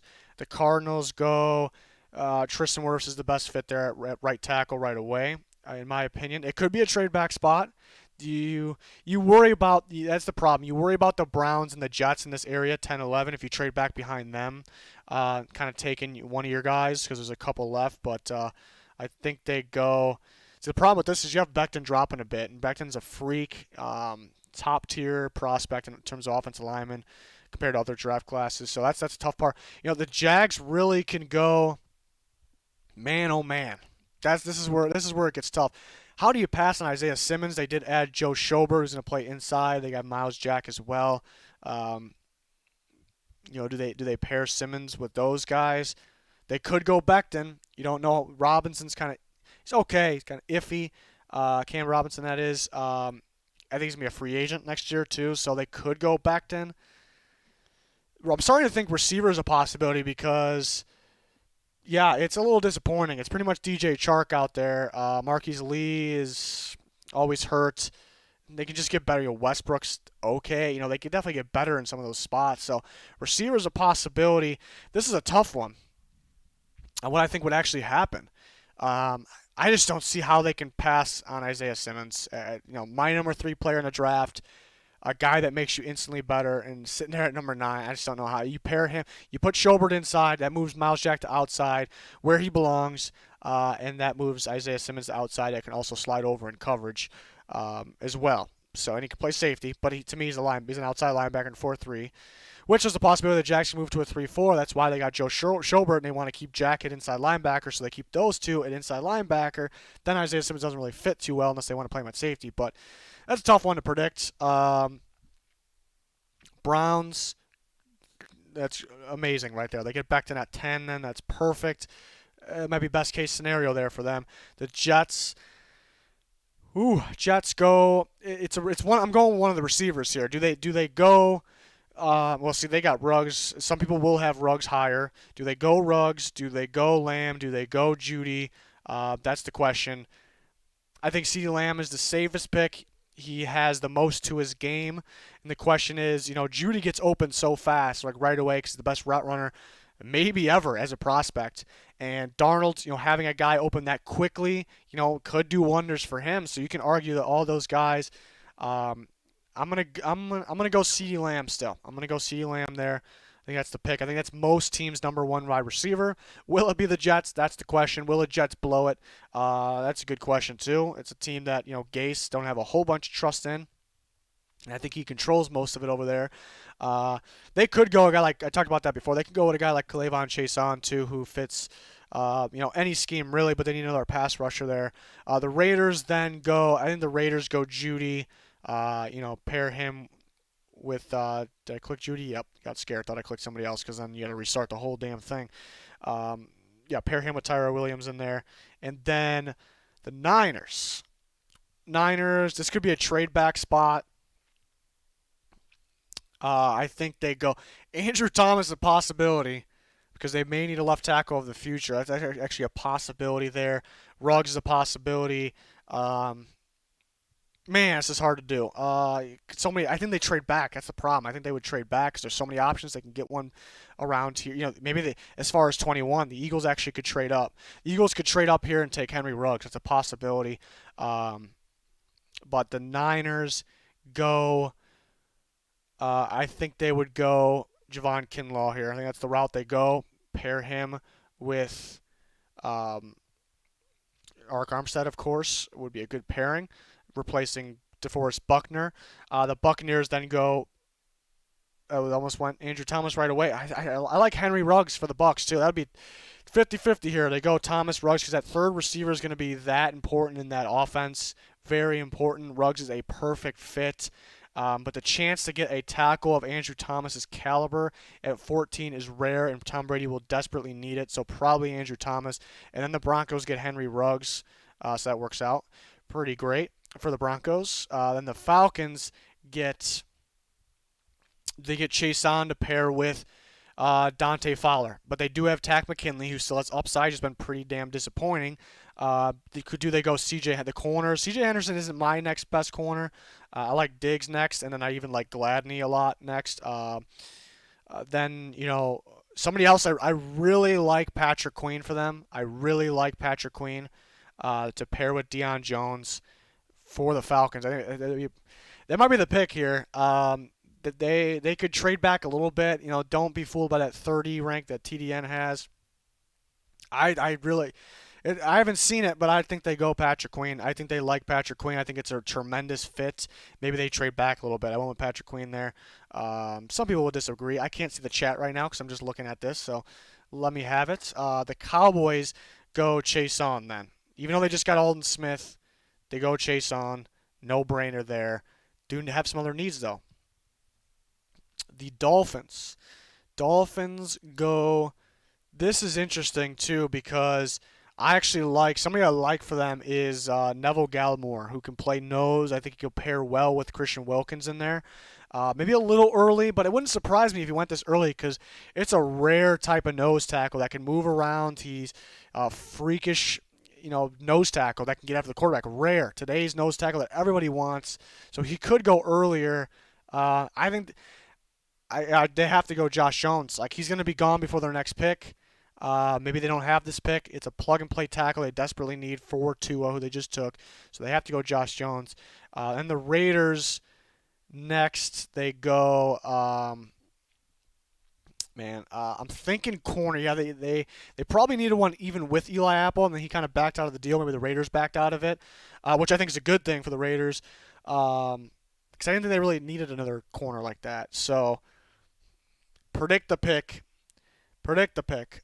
C.J. Henderson. I wouldn't take Henderson there. I'd rather have Diggs, and they go C.J. Henderson. Then the Jags. We had him taking the linebacker. This could be a number of things. I really like Ross Blacklock as a fit, kind of replacing Calais Campbell. Uh, and then they could look at corner too, because they really don't have much of anything back there. But they don't have anything on the defensive line either. I'm leaning towards Blacklock because Blacklock's actually gonna be higher on my board. Like I said, I like Diggs. Blacklock's gonna be higher on my board. I'm really high in Blacklock. But again, predict the pick because the reason because of Blacklock picked there for the Jags is because you look at the corner depth. Look at the corner depth. We may be able to, with the ammo, we may be able to trade up and get one of these guys. If we sit put, we're going to be able to get one of these guys. These guys are still pretty good. And not specifically those guys, just it would be the order of what I think they're going to come off the board. And then you look at the D lineman. Is there another Ross Blacklock? Maybe a Marlon Davidson who gets pass rush there.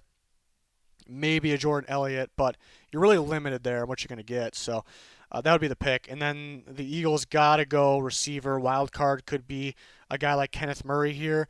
They got to go receiver. And the debate is what type of receiver do they want? What type of receiver do they want? Do they want that guy that's going to dominate the slot like Justin Jefferson? Do they want another outside receiver? Because they have guys like Alshon, Deshaun Jackson. Both could get hurt. One's outside. One's Deshaun Jackson who could play out and in. But more of that sideline deep speed. We're gonna give them Justin Jefferson here. Can do a mixture. Mainly will play in the slot. Big playability. I think perfect with Carson Wentz. You see what Justin Jefferson's good at doing is cutting across the field, finding open lanes, especially on like broken plays or things that like aren't going to plan, which happen more than people think in the NFL. And then Carson Wentz is great, rolling, throwing on the run. Great hands, Justin Jefferson. It makes a lot of sense. And my Vikings are on the board. What do? They would like Justin Jefferson a lot. I would love Denzel Mims for them. But do they go? What I fear in this scenario, they go to a guy like Austin Jackson. Pretty much what's stopping them short from like their runs. They won a playoff game actually, but what's stopping them short is the protection. Really is. So they may have no choice. But I'm not a huge Austin Jackson fan here, so I can see them doing that. Not really with this pick. And they'll be very high on Robert Hunt, who they're low on. That could be an early second round pick. So I'm starting to think a trade back actually is more of a possibility because they trade back early second, gain more picks, still get their guy they like a Robert Hunt, early second. But that's probably with the 25th pick, with the 22nd pick. They could use another edge rusher.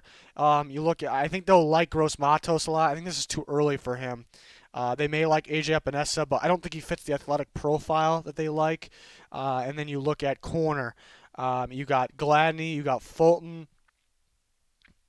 Fulton's a safer pick. I think Gladney has more upside. Diggs, I think, fits, but I don't think they go with the Diggs because his last name's Diggs. I think in this scenario, they go with Christian Fulton. I think that's what they would do. The Patriots, then, this is where it gets really tough again. I absolutely love Kenneth Murray for the Patriots, kind of that off-the-ball linebacker that's also a hybrid, a pass rusher. That sounds like a utility linebacker that the Patriots always use. Kyle Van Noy, Jamie Collins, they lost both of them. That makes sense. They could go with Love or Eason. This is a trade spot. I think the Colts could trade up to this spot. The Patriots could trade back, gain more picks, which they love to do. And I think Eason really could be the pick here for even if it's the Patriots. But they do like Stidham. They may view Stidham equally as those guys. So why would they make that pick? I'm going to give them Kenneth Murray. That's the Belichick type of utility linebacker that'll make them better, and it kind of replaces what they lost. The Saints then, with Murray off the board, I think Murray's a possibility for them. Then they could go receiver. Could they add Denzel Mims? I think somewhat if you can compare to Michael Thomas in a way. Do they add another one of those guys? That's going to be pretty appealing. I don't know if they do that, though. I think that was kind of the plan. Get Emmanuel Sanders so we don't have to take a receiver in the first because some teams just don't like doing it. I don't know if they really need another corner that badly. They could get better at the position, but they have their two starting corners, even though maybe they're not super long-term, minus Lattimore, of course. They could go The D line's good, just keeps getting hurt. I just don't think they go that there, and they could go that quarterback route where I was going to go. Jordan Love, do we do it? We're going to do it. They're going to go Jordan Love there. I like the fit, like him learning behind Drew Brees. Still got Eason on the board, though. And the Vikings are up again. So this way, I fear they may not go receiver in the first, which I absolutely hate. They could be tempting to go with a guy like Gross Matos. There's some feeling they could switch to a 3-4. They would really like Zach Bond. If they took Zach Bond, we can confirm it. That's what they're doing. Actually, no, not so fast. That was a lie. That actually may not confirm it. That could tell us. That's interesting. I'm talking about the Vikings too much, but if they took a guy like Zach Bond, that could mean they're playing him at a 4-3 outside linebacker spot, Anthony Barr spot. They could convert Anthony Barr to a pass rusher. So that could tell us different things. That can mean a couple different things. But I just don't see how you can pass on. They'll like I said, I would like T Higgins for them. I think his speed and not running I think his speed's okay, but not running in the combine might scare them a little bit. Rager, I think they'll like Ayuk a lot too. I just don't see how you don't go Mims here. But then you got these offensive linemen they could potentially go. They will like Ezra Cleveland perhaps as well. We're gonna give him Mims, Denzel Mims. I don't see how you can pass on him. And then you got the Dolphins. So I said they're gonna like Neville Gallimore. I think they'll go him here. Good pairing with Christian Wilkins, interior defensive line. Can move them around a bit. The Seahawks I really like. They could go edge. They could go edge really, but I think where is it? Cesar Ruiz from Michigan, plug and play starter, which they need there, and we're the pick. The Ravens would go. The linebackers are off the board. We have the linebackers off the board here. They're probably going to be looking at receiver, or they actually could go. They could go edge. I think they'll like Terrell Lewis, but I think teams will be scared because of the injuries in the past. But he's so good. Bond's a possibility. They could. I think they'll like Cushenberry a lot, but it's too early to take Cushenberry. I think he'll fit at the guard position for them. I think he can succeed in the gap scheme, which the Ravens run and their offensive line.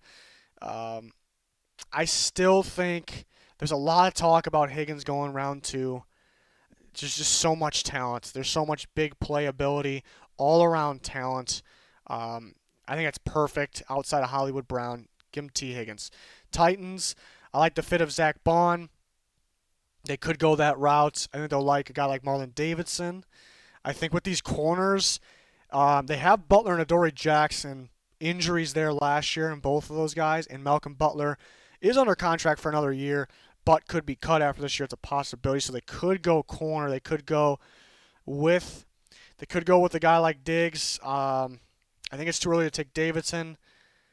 Kind of going back to the Bond thing though, because they signed Vic Beasley to a 1-year deal.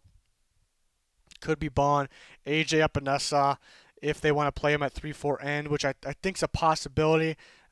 I think Vrabel will like him in the end spot in their defense. We're going to give them Epinesa. And the Packers they can go number routes, linebackers gone. Do they go with one of these receivers? Do they go with the tight ends too early? Do they go with one of the offensive linemen? So many different options here. Defense line, Marlon Davidson could fit. I'm thinking this scenario they're going to go. They have to get another receiver here. What they're missing is that Rager type of receiver. He's got such big playability with great after the catch as well. And for a shorter guy, you can go up and catch the ball. You can high point it. Niners have to go. They have to go Diggs in this scenario. They would have to go Teron Diggs in this scenario. I think could fit their cover 3 very well, because sometimes they'll go up and press and still be cover 3, and that's just Diggs there. So that's a great fit. And the Chiefs probably go the Jeff Gladney route. Trying to run through this real quick. Yeah, I like Gladney for them. They need another. They actually could get by what they had. The corners played pretty well down the stretch there. Definitely can get better. They could go. I don't think they go running back this early. They could go. Could they go offensive line? That's kind of the question there. Lloyd Cushenberry, possibility. I think that Gladney's a first-round corner to me. and they go with Jeff Gladdy. We got a lot of good players still left. We're gonna do a round 2 real quick. It's gonna take forever. What would the Bengals do in this scenario? Um, a lot of a lot of scenarios here. Um,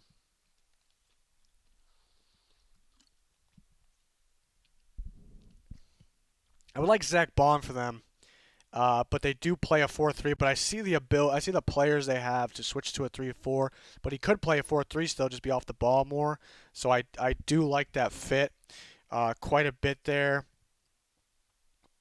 Man, they need more offensive line. That's kind of the problem there. They definitely could go Cushionberry, Robert Hunt. I like Robert Hunt a lot. Could grab another edge rusher. They may have to go Gross Matos there. There's so many different options here. In this scenario, I have them take Matos to add to the edge. The Colts. So I still have Jacob Eason on the board. So maybe they don't have to maybe they don't have to trade up. That's pretty wild that they take Jacob Eason. It's a great fit. The Lions would take. They need. I think they're gonna play Big V at right tackle. They need a guard pretty badly then, in my opinion. A couple of these guys, I think Jonah Jackson's a good fit, but some of these other guys are better. They could go Cushionberry. They could go. They can go so many different routes here. We have them taking a corner in the first. They kind of got a hybrid defense. Zach Bond could be pretty appealing there. They could actually go the Robert Hunt route. I like Robert Hunt a lot. I think teams will like him a lot. I like that pick a lot because he played a lot of right tackle, but he's got that build and the run blocking ability to be a guard. And then Big V was mainly a guard as well. They're going to put him at right tackle, Robert Hunt at right guard. They can honestly swap those guys and it'd be great too. So Robert Hunt makes a lot of sense there. He's good. I like Robert Hunt a lot. A lot of upside there. The Giants. The Giants would take. I mean, they would probably go Zach Bond here. I love me some Terrell Lewis, but like I said, he's probably gonna go. I like Julian Okwara is really good too. Gonna go second. Probably had that injury. Zach Bond here. The Giants. Let's get that offensive tackle for the Chargers. Cleveland Jackson. I think they would. Nang's really good, but he's gonna be a right tackle. I like Nang a lot. Has the injuries as well, so he could drop. Austin Jackson. We still got so many good players on the board here. Man, they could go. Panthers could go multiple different routes here. They can go corner. Still got some good ones on the board. AJ Terrell just sitting around at this time. Safeties. I mean, we still got all this. I think to me, there's no clear first round safety. And that's why I still have him on the board. I'm thinking teams may see what I see. The Dolphins may be interested in McKinney late first. The I would go Grant Delpit, I think, here with the Panthers. It's a possibility. They need corners pretty badly. Terrell is worthy of the pick. They probably go Terrell. I mean, there's a lot of different scenarios here. The Dolphins. I think this is where they take their running back. I think they take DeAndre Swift here. They're going to have him, the all-around back of the class. Edwards-Helaire may have the bigger impact right away, but Swift, I think, is a pick there. Texans can go edge. I would love Terrell Lewis. The injury concern may scare them. Receiver, this is about that time where you could take the chance on Chenault. I would like the fit of Ayuk for them. Chenault's a first-round talent all day. Big-time player. Has the injury concern, but can he drop further than this with that talent? Don't think so. And the Browns could be the first to take a safety. Do they? Yeah, I can't believe they're that high on McKinney at 19. For me, McKinney is, the beauty about McKinney, like the great thing is he played equally free and strong. And he played at a high level at both. That's great. He's not going to be a free safety in the NFL. I don't think he has he has a speed sideline to side. I don't think he has it. So I think he'll be really strong. But there's nothing that's just like screaming to me first round talent at the strong safety position for me. I mean, he's good at covering running backs. Like he's really good at sniffing out the plays, manning them up. But if he has to cover a receiver in the slot, I think they'll beat him. I think they'll go. Winfield's my number one safety. I just think he drops a little bit because he's short. We know how NFL teams, staffs overreact from those things. We're going to go the Delpit route here. And the Jags can definitely take their corner at this point. Clicked on safety corner. Which one do they go? They probably go between the top two for sure. They'll probably go Jalen Johnson here. QnA is got a lot of upside. He still has some work to do. Got a lot of pass interference calls. Only been at the position 2 years, which is a good thing for me. Why he has upside. The Bears could actually take him here. They could use. We still got. And then this, I think, yeah, the Bears would have to go Cushionberry. They would have to. They need another starting guard. Fetty could play there. Um, they go Cushionberry there. Colts get their receiver. They would go Ayuk in this scenario, I believe. They would go Brandon Ayuk. Buccaneers need their third receiver. They also need a running back. And they go Clyde Edwards-Helaire here. Good fit with that offense. They want to be able to throw the ball to the running back a little more. The Broncos could go O-line. They can go corner. They can go linebacker. I'm thinking cornerback. Igbinoghene. We're going to give him to him. A lot of upside there. Really smooth, really smooth hips, footwork already for only being at the position 2 years. Falcons they can go a number of things. They can go corner, edge. They can go one of these corners too. They can grab another edge. Yeah, this is about the time where, you take the chance on these big time pass rushers. I think Terrell Lewis. I mean, two teams are going to steal. Lewis and Okwara are first round talents all day. Lewis didn't get hurt this year. He got hurt 2 different times, elbow, knee, the 2 previous years. It's going to be a little scary. Okwara just broke his fibula, I think it was, this year. So that's why he's going to drop. Terrell Lewis, Falcons take a chance. Lewis and Fowler, that pass rush just got scary. The Jets, edge rush, offensive line. They started to fill some offensive line. They could use that. They could go with that Ezra Cleveland here. Put him at right tackle. I think I like that. Put him at right tackle. Steelers, they could look. None of these nobody really fits there. They could use. Yeah, actually, I like that. Didn't mention that when somebody. I like Lucas Nang here a lot. Right tackle, plug and play right tackle for the Steelers. The Bears could grab. I still have McKinney on the board. The Bears would take McKinney. McKinney could go a lot earlier than that, but it's also realistic. He can be there. You see teams drafting off needs. The Bears would take McKinney. That's a good pairing with Eddie Jackson. The Cowboys would go corner Damon Arnett. They could go safety. They would take Winfield. They would definitely take Winfield. Pair him with Clinton Dix. Safeties come off the board. You don't see that a lot. These guys down here, but I think it's a possibility. McKinney can go as early as his Dolphins pick. He just doesn't really fit that many teams here. I don't think. Rams need offensive line. They could go tackle for the future. They can go offensive line right now. Interior offensive line. They could go. They just lost Corey Littleton. They go linebacker. They go edge rush. They can take Julian Okwara. It's a possibility. I'm thinking they go with I'm gonna go Damian Lewis. They're gonna go Damian Lewis here. The Eagles need linebacker help.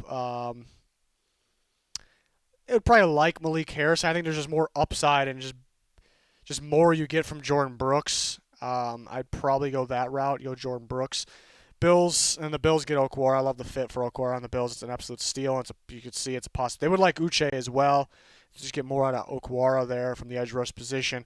And the Ravens, we had the Ravens getting a receiver, right? Yeah, they can go inside. They can go edge. Yeah, this is tough too. I like Uche more as a 4-3 outside, but a team like the Ravens could like him. They could go with that guard as well. They could go Jonah Jackson. It's a possibility. I don't know if a linebacker's really for them right here. One of these linebackers. Edge. Probably go the interior offensive line spot. They probably go that route. Jonah Jackson to the Ravens. And the Dolphins could use the same thing. They could grab a safety as well. No safeties. There's talk about Jeremy Chin going second. It's a possibility. I wouldn't take him that early, but I think it's a possibility. Interiors, are any guys worthy of this pick? We'll give him Jeremy Chin. We'll give him Jeremy Chin there. The Texans, edge rusher perhaps. I do like Curtis Weaver for them. Uche is a possibility. They would go Curtis Weaver. The Vikings need edge. Don't like any of the fits. Bradley Anae I would like. Does he fit their athletic profiling though? Probably offensive line here. They could use a tackle of the future. They can use interior. I like Sadiq Charles for them. I like Sadiq Charles for sure. He was played pretty well at tackle for LSU, of course. Stood out a lot, especially in the run game or when the ball was. A lot of times they dump it off to Clyde Edwards-Helaire, like he really stood out, and the Vikings like to do that. He also has, the body to move to guard, so they could use him at either spot. So I like Sadiq Charles for them. Seahawks could go. They could go Uche. They actually could use him at outside linebacker as well, or on the end. Bradley Anae would be a really good fit. Could use a tackle as well. Would they take any of these tackles? I would like Isaiah Wilson for them. I do like Isaiah Wilson for them. Kind of double up on offensive linemen early on. We're going to do it. The Ravens back up on the board. They can maybe it doesn't feel like it's doesn't feel like it's too early now. They could take that linebacker. They could take. I think they'd be more interested in Willie Gay Jr. over Malik Harrison. Honestly, could take Gay Jr., who had a great combine, great in coverage, freak athlete. Titans could go. I took Epinesa for D-line, so now they can go edge. They can go Uche. They could go the corner route, Damon Arnett. They're definitely going to need a starting corner in the future and may need one right now because of the injuries they have there. And the Packers, I really like Cole Kmet for them. But they could go. Marlon Davidson might be perfect for them. 3-4 ends. We're gonna go Davidson. The Chiefs. Do they go that route? I still have J.K. Dobbins on the board. They could go that route. It'd be a good LaShawn McCoy replacement. And then the Seahawks could go that edge route. They could go Uche. They could go. I almost think they would take Cole Kmet here. Greg Olsen for 1 year. Will Dissly keeps getting hurt. They're always looking for more tight ends. Like, how could you pass on Kmet? We'll do that. That's my scenario here. Yeah. Yeah. What do you guys think? I mean, most people's judgment probably would be some of the safeties lasted too long. I think it's realistic they can go late first. One of them go late first. I think it's realistic they can go at where I had them going. It's crazy to see McKinney go down there, but it's a possibility. The Bears would not pass on him. But yeah, did anybody back to this? Yeah, I didn't have. There's a lot of good guys still on the board. Didn't have a lot of good receivers still. So you see how good this class is here. So let me get rid of that. Now I'm up twice.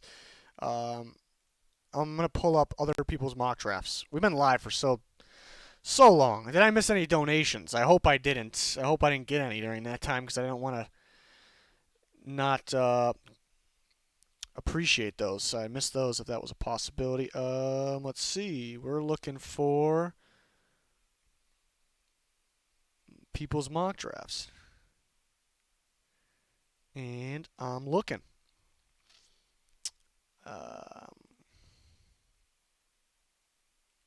All right.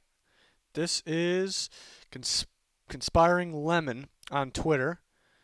I don't have it up. Right there. That's the Twitter. There it is. All right, so we can move this over a little bit. Oh, that works. Conspiring Lemon on Twitter. What's your handle? At Conspiring Lemon. That's his handle. So then we got our mock draft here he made, and we got Joe Burrow.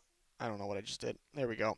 Joe Burrow going first, as expected. He's got Tua going second, so I like that scenario, something different. It's a possibility still because, it's a new staff. They definitely, could how can we pass on Tua? We like Haskins, okay.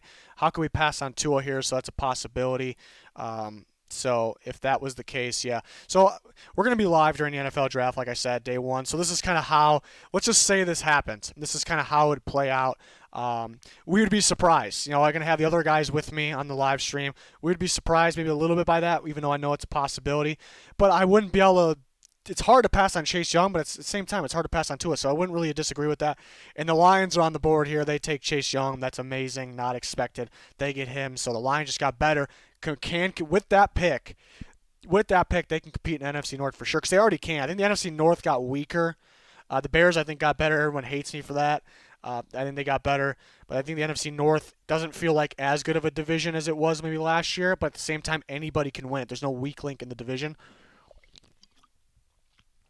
So would love that pick for the Lions. Would rave about that one. The Giants take Jedrick Wills. It's what I had. Yeah, plug and play right tackle. They got better run blocking, pass blocking there. Yeah, the Dolphins taking Tristan Wirfs. I haven't really seen that. So maybe they don't like the other quarterbacks. Maybe they don't like them. They don't want to reach. They want to get the tackles in place before the quarterback. So I can't really hate on that. That makes sense. So the Chargers end up with Akuda. Um, I would think they would go a different route, but maybe they wouldn't be able to pass on Akuda because he's a corner of the future for them because they do have Hayward and Chris Harris Jr. veterans there. But I think that'll be their starting corners on the outside for at least 2 years now. So maybe they would go. I don't know. I still think they would go quarterback or Isaiah Simmons. But if this was the case, um, Kuda's a great corner, but I don't know if I would like that pick for them. I don't know if I would be happy with them making that pick because, yeah, a guy like Isaiah Simmons of the offensive lineman. So I don't know if I would really agree with the Chargers fully there. The Panthers go Derek Brown. That makes sense. Yeah, they get better on the defensive line. Cardinals go Isaiah Simmons. Um, yeah, they could definitely go that route, but yeah, they run more of a 3-4. What would they do with him? So that would be kind of a surprising one. But in terms of talent, definitely well worth the pick. Jags go Justin Herbert. Yeah, I could actually see that because Gardner Minshew, is he the answer? He was better than expected. Impressive. Is he going to go out and win you a Super Bowl? That's kind of the question. But it's Justin Herbert, but he does have the upside, Justin Herbert. Um, so, yeah, that's interesting. It could happen. The Browns end up with Becton. Jets decline to go receiver. They go Andrew Thomas. Yeah, when you see a guy like that at 11th overall, so I can understand that. And then Jerry Judy, 12, would be a great pick for them. Niners get CeeDee Lamb, a great pick. Ruggs is a great fit. So you see the three receivers come off in a row. It looks weird, but it's actually a possibility, so that's crazy. Ruggs goes to the Buccaneers is a great fit. The Broncos get that. Yeah, C.J. Henderson is a Vic Fangio type of corner, so it's a possibility to play him opposite of A.J. Bouye. Falcons go Chase On, so they add him with Dante Fowler. Cowboys go Christian Fulton. Yeah, so they add the corner that they lost in Byron Jones there. The Dolphins go Zach Bond. I do like Zach Bond a lot. It's a little earlier than I expect him to go, but he does fit Flores' defense, so opposite of Kyle Van Noy. Then the Raiders get a steal with Kinlaw there. That would be a great pick down there at 19. It's a possibility. Somebody's got to drop. Everyone's always like when you make mock drafts, how do you have this guy this low? Somebody's got to drop. And by somebody, I mean it's multiple guys. The Jags go McKinney then. Yes, you see a lot higher than I was on him. Possibility there. I don't know if they go safety that early, though. Eagles go Patrick Queen. Yeah, it'd be weird to see the Eagles going to take a linebacker early, but they almost need to. I think Patrick Queen make them a lot better. Vikings go Justin Jefferson's a good fit. Epinesa could play a 3-4 end for the Patriots. We've seen them switch between 4-3, 3-4. Saints go Gladney. Gladney I'm a little higher on than everyone else. I like him a lot. Pretty instinctive for a corner. Vikings go Gross Matos. Yeah, it's a fit because they like those ends that can move around a bit. So we've seen him play edge and 3 technique. Dolphins. So the Dolphins wait. They build the offensive line. And who'd you have them getting? They had them getting Zach Bond. You kind of get a fit there. And then they get their quarterback down there. So, yeah, not the worst situation if Tua's gone. Honestly, that's a great situation. If Tua's gone, I would rather them go that route. So that's a pretty clever route there. Seahawks go at Ruiz. I think that's a possibility, obviously. And, yeah, it's very strong possibility of Murray's here.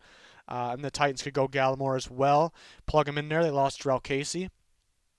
Packers, Denzel Mims. That would be great for the Packers. Steal, in my opinion. Niners go Ross Blacklock. Yeah, I don't know if Blacklock could work. I think they would want to get more. Yeah, it could work. I think they're gonna really like Neville Gallimore. So maybe they move back with 13th pick. Maybe they move up a little bit with the 31st. So they still gain picks at the end of the day, and they can get a guy like Neville Gallimore. I do like Ross Blacklock, and you got Clyde Edwards-Helaire going 32nd, which I wouldn't really hate it because I do like Edwards-Helaire. He's gonna be so involved in the pass game as well. And you see Joe Burrow say the best player he's ever played with, Clyde Edwards-Helaire. That's good to have on your resume there. I would be surprised, though, still. I wouldn't be surprised if he's the first running back off the board because he can catch the ball to the backfield at a high level. We see that's where the NFL is heading. Yeah, it's not that surprising. So, yeah, what we do on draft night, I would kind of go through and give more of a breakdown what my thoughts are on each of the picks. At the end, I would kind of go through and say, who won the draft in this scenario? Who do I view as winning the draft? The Lions stand out. Getting Chase Young where it's unexpected, it's an A+. And when I give teams A plus, I'm not giving like Joe Burrow's my number one player in the draft. I don't give the Bengals an A plus though because they should make that pick. It's expected, so they don't get an A plus. Um, so Chase Young would be that would be an A plus. So the Lions are the top towards the top of the board. Who else won?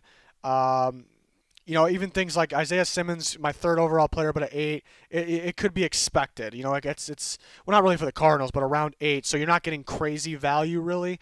Um, Back then, it's possibility, but that's pretty close to an A plus there. The Niners, I mean, getting my number one overall receiver at 13, I think that's a big time winner. I mean, that's a great fit too. These are almost like A deals, kind of going through.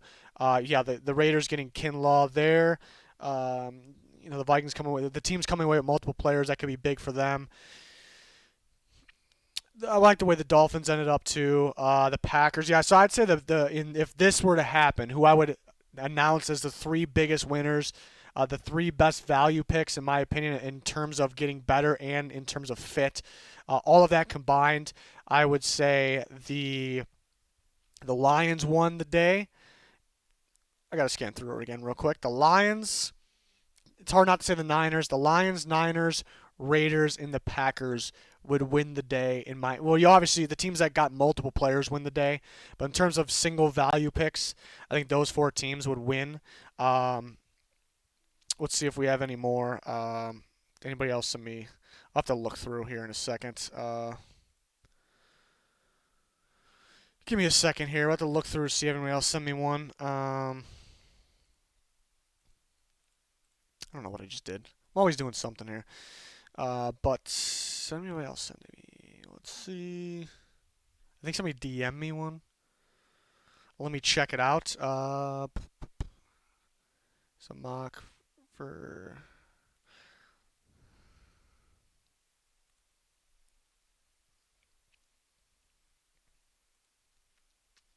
Okay. We got. That's a different one, right? This is the old one. All right, we got Lucas Pohl, 99 on Twitter. Appreciate you sending me this. So it's his mock. Yeah, he's got that other route, so that's pretty cool.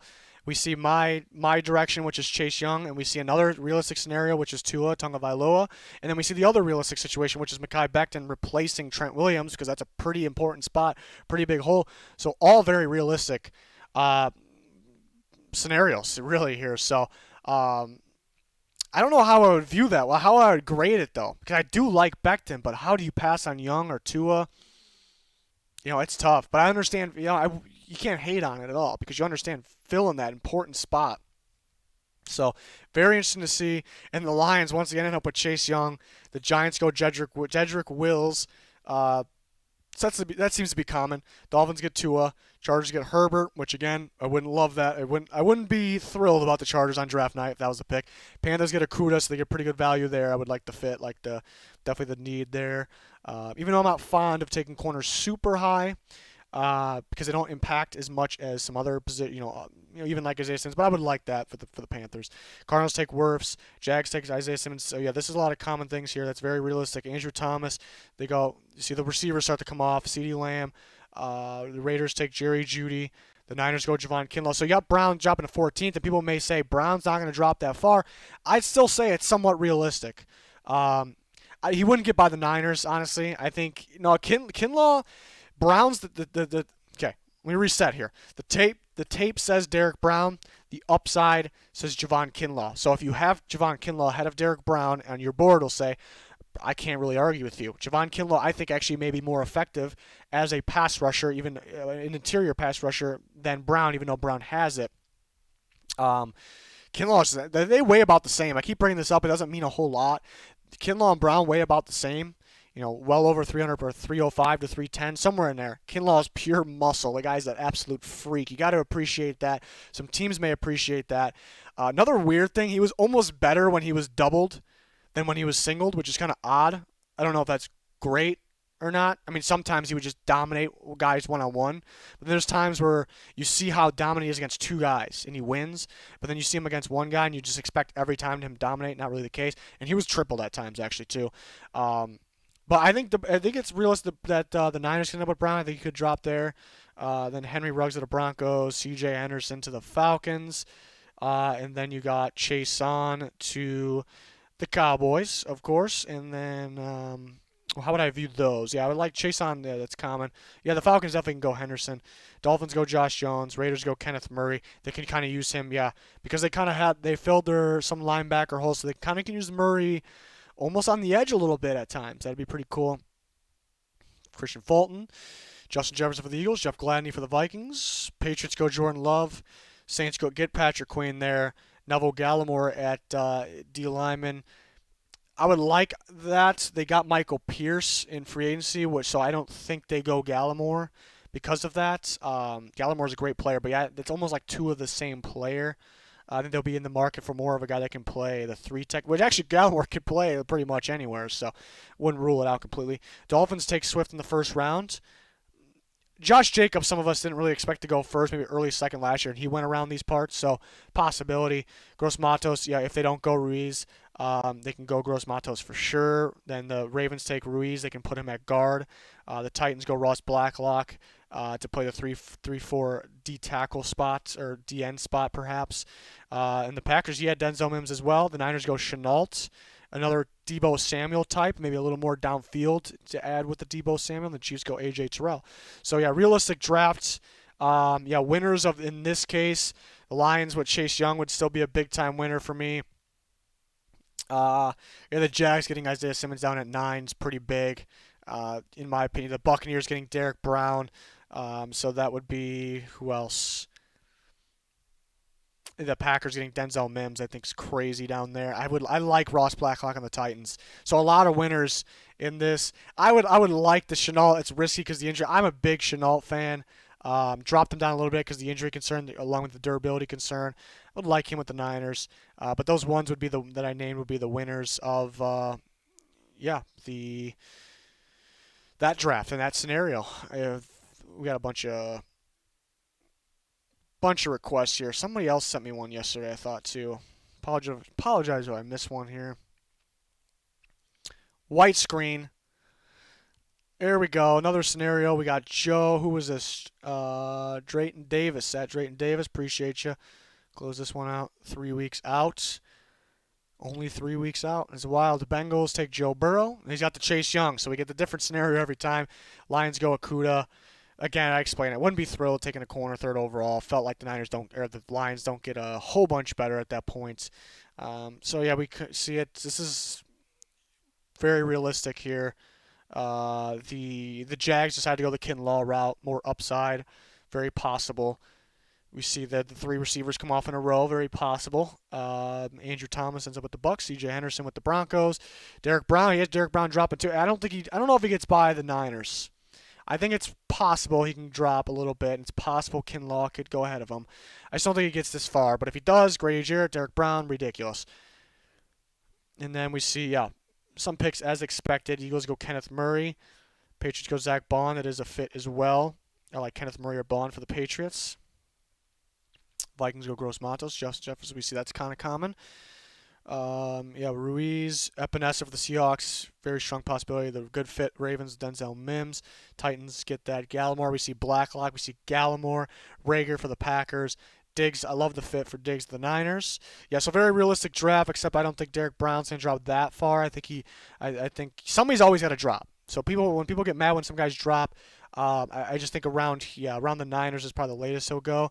So the winners in this case, in my opinion, the big winners, the big A++ on the day, the Falcons taking Derek Brown. So most of them are not like the crazy value picks. They're really good picks, really good fits. Like I said, Denzel Mims to the Ravens are up there for sure. I love the fit of Diggs to the Niners. So it'd pretty much be the clear big winner of the Falcons there. A lot of winners in general, but the big winners where you go, wow, that'd be the Falcons there for sure. We're getting links like crazy. Who is this? This is Trevor Robinson sending in his mock. You can follow him at the Killatrill05. You got Joe Burrow, you got Chase Young, Jeffrey Okudah, Isaiah Simmons, the Giants. So yeah, very, very realistic stuff here. Trying to see anything stands out. Jerry Jeudy, you see the receivers come off. Receivers are always in that same area, which is pretty crazy.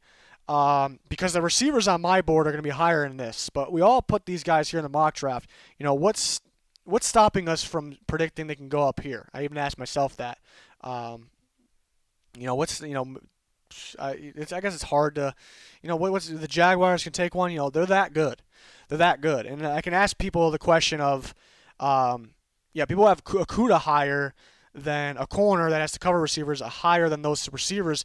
Who would you take in a duel, in a battle? I think those receivers could outplay the corner. I expect them to. It's a little easier position to play.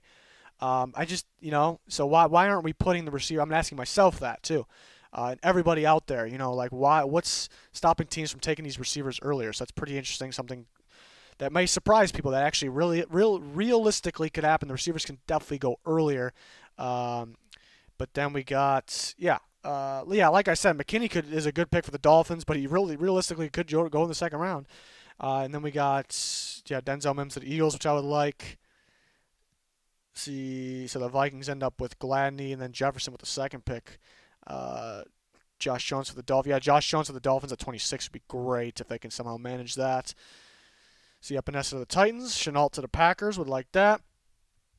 Yeah, so the winners of this, the Dolphins getting Josh Jones would be a tremendous value, an A++ pick in my opinion. Patrick Queen going to the Saints is great. Mims to the Eagles, just the ones that stand out the most, that are just make me get a little too excited about the pick. Probably the Dolphins and Josh Jones, probably that pick, best value pick of that one there. And all kinds of mocks. Media's hidden. Is it a picture? It's a picture. Can we see this? I don't know if we can see it. Could move it. I'm going with these links right now because I'm not going to look through all of these. Tried my best. Who was it? Zach Holycross _ in there. Yeah. He tried his best. He's got Joe Burrow, Chase Young, Isaiah Simmons 3. So kind of back on that. I wouldn't mind that pick at all. I like it. So that's my top 3 players on my board in order. So that works out. We see some of the normal stuff here. All realistic. So what's standing out here? We got Kinlaw dropping to the Cowboys would be a great pick. Henry Ruggs dropping 18. I think he goes earlier than that. He could be the first receiver out the board. I'm going to say it's a possibility he is. If I had to put my money on it, probably not at this point. But I don't think he drops to 18 really. But that'd be wild. Patriots get Jordan Love. Vikings get Grant Delpit. So if the Vikings did that, Grant Delpit's a good replacement for Anthony Harris if they decide to trade him or get rid of him so they get a compensatory pick because he'd technically be a free agent still. But I would kind of rip the Vikings if they did that. I don't mind Delpit. I think he's a good fit in their defense. But you're not refusing to pay Anthony Harris. You cleared all this money. You cleared all this cap. So you can do something. They haven't really done much. Maybe it's to pay Anthony Harris if they have to. But in this scenario, they chose to replace him. So you're devaluing the position. You're devaluing it to, that they value Harrison Smith. They don't value the other safety because they think Harrison Smith's going to make somebody better. I guess understandable. So you don't want to pay the guy, but you want to use a first-round pick to replace him. So then, again, all of a sudden you're valuing it. For that reason, I don't think they do it, but I could see it at the same time, and I would kind of give them some shit if they did that because wouldn't really make a whole bunch of sense. They're kind of contradicting themselves, I guess, is what I'm looking for there, what I'm trying to say. If they did that, it's a great fit. What I love about Delpit is the instincts. Ridiculous. Be confusing, though. You got J.K. Dobbins in the first. I still think a possibility for sure. Dobbins' footwork's ridiculous. Then you got a lot of people got Mims to the Packers. Jonathan Taylor in the first. I don't think Taylor goes first. A lot of people put Taylor in the first. I don't think he goes first. I think teams worry about, we got to limit him because of the fumbles and the career carries. I think we can wait. Other teams, think of the same thing. I think we can wait a little bit. But he does have ridiculous talent at the same time. So that's a great thing, too. The winners, I like what Denzel Mims for the Packers would be great. Would be confused about the Delpit thing a little, even though I'm not confused because, again, the fit's great, but it'd be confusing if the Vikings went that route just because how they handled the Cowboys would be how they handled the Anthony Harris situation. The Cowboys pick would be a big winner in that one. for sure. And moving on to, I don't know if we're going to look at all these. No link. I'm trying to look at the ones with the link here. Different site. I don't know what that is. I'm not putting my phone number in there. All right, we're moving on to Dion Gordon. I don't know how to say names. I'm bad with the names. I apologize. So we got Joe Burrow. We're just going over the same thing over and over again, pretty much. But we want to keep, everyone wants to be right, keep it realistic. So you see Henry Ruggs. Is that the first receiver off the board? Yeah, so that's something different there. It's a possibility too. Speed kills in today's NFL. It's true statement there. But speed isn't everything at the same time. So that'd be interesting, but very realistic. He's feeling the Patrick Queen of the Falcons too. If they could trade back, if Falcons can trade back and get Patrick Queen, I'd be all over that. That'd be big time. If they take him here, I don't mind it either. A lot of upside. Patrick Queen came in LSU as a running back, switched to a linebacker, and already feels like he's pro ready. So that's awesome. Javon Kinlaw of the Raiders would be an A+ pick to be a winner of the day, one of the winners at least. Jordan Love with the Saints. The Vikings get Gladney and Denzel Mims. I'd be happy. I'd be a happy Vikings fan with that. Glad maybe if you swap them, it just feels a little better. You take Mims at 22, and you take Gladney at 25. Yeah, I'd be a little too excited in that case. You see Delpit to the Dolphins. I don't know if they go that route. If they do look for a safety, they look for more of a strong safety. The thing with Delpit is he played up in the box a lot, but that was coming from free safety because he was instinctive, knew the play. So somebody may want him up there because he can read plays, so it's a possibility. Ayuk in the first round, which is a possibility too. It just doesn't get talked about because the other receivers are ridiculous. But Ayuk he ran 4.50 in the combine. The tape says low 4.4s. That's great. He's fast. Knows how to read coverages, home run ability. So it's a possibility for sure. And I wouldn't disagree with the pick, even though maybe not putting him in the first round. So we kind of highlighted who would win that draft. And we got another. Oh, that's a question right there. So I thought somebody else. Oh, here's another one. Oh, we saw that one. We saw Holy Cross. I thought somebody else sent me one right here. That was yesterday. We got Xander Zupan. He's got Joe Burrow, Chase Young, Jeffrey Okudah, Mekhi Becton. Yeah, the debate between Becton or Wills there is a good one. We got Tua. We got, normal stuff here. What stands out? Chase Young of the Browns, which stands out because it's unique, but it's also a possibility because Olivier Vernon's not going to last forever there. They realistically could cut him and save a lot of money. Chase Young with Myles Garrett for the future. As long as Myles Garrett's not hitting anymore, not concussing any more people with his helmet, then that's going to be a really good pass rush for a long time. And then we went the Ruggs first off the board route, realistic. Some people will disagree, but realistic. Yeah, Kinlaw dropping. Somebody's going to drop. It always seems to be one of those D linemen, and we'll see what actually happens. Cowboys go McKinney. I don't know if they go. I wouldn't really agree with them going that route. They could. I wouldn't really like that route for them. I think it's too early. I think they can definitely get better in other spots there. Swift as high as 18. That's pretty early, but maybe it's a running back they have to have. Because I think he could fit. Especially because he can block a lot better than some of the other guys, of the other top running backs. So it's a possibility. I think that would favor maybe the other pick. Using the other pick. So Justin Herbert drops to 20. Sounds like that's not going to happen, but it wouldn't completely shock me if it happened because then kind of teams saw what I saw a bit and the struggles, the hesitation, some things getting in his head.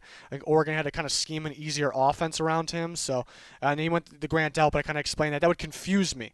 It wouldn't be. He would be good on the Vikings. It's probably like a perfect spot for him to go. I mean, for a free safety, play with Harrison Smith, play under Mike Zimmer. He's going to be really good there, like probably.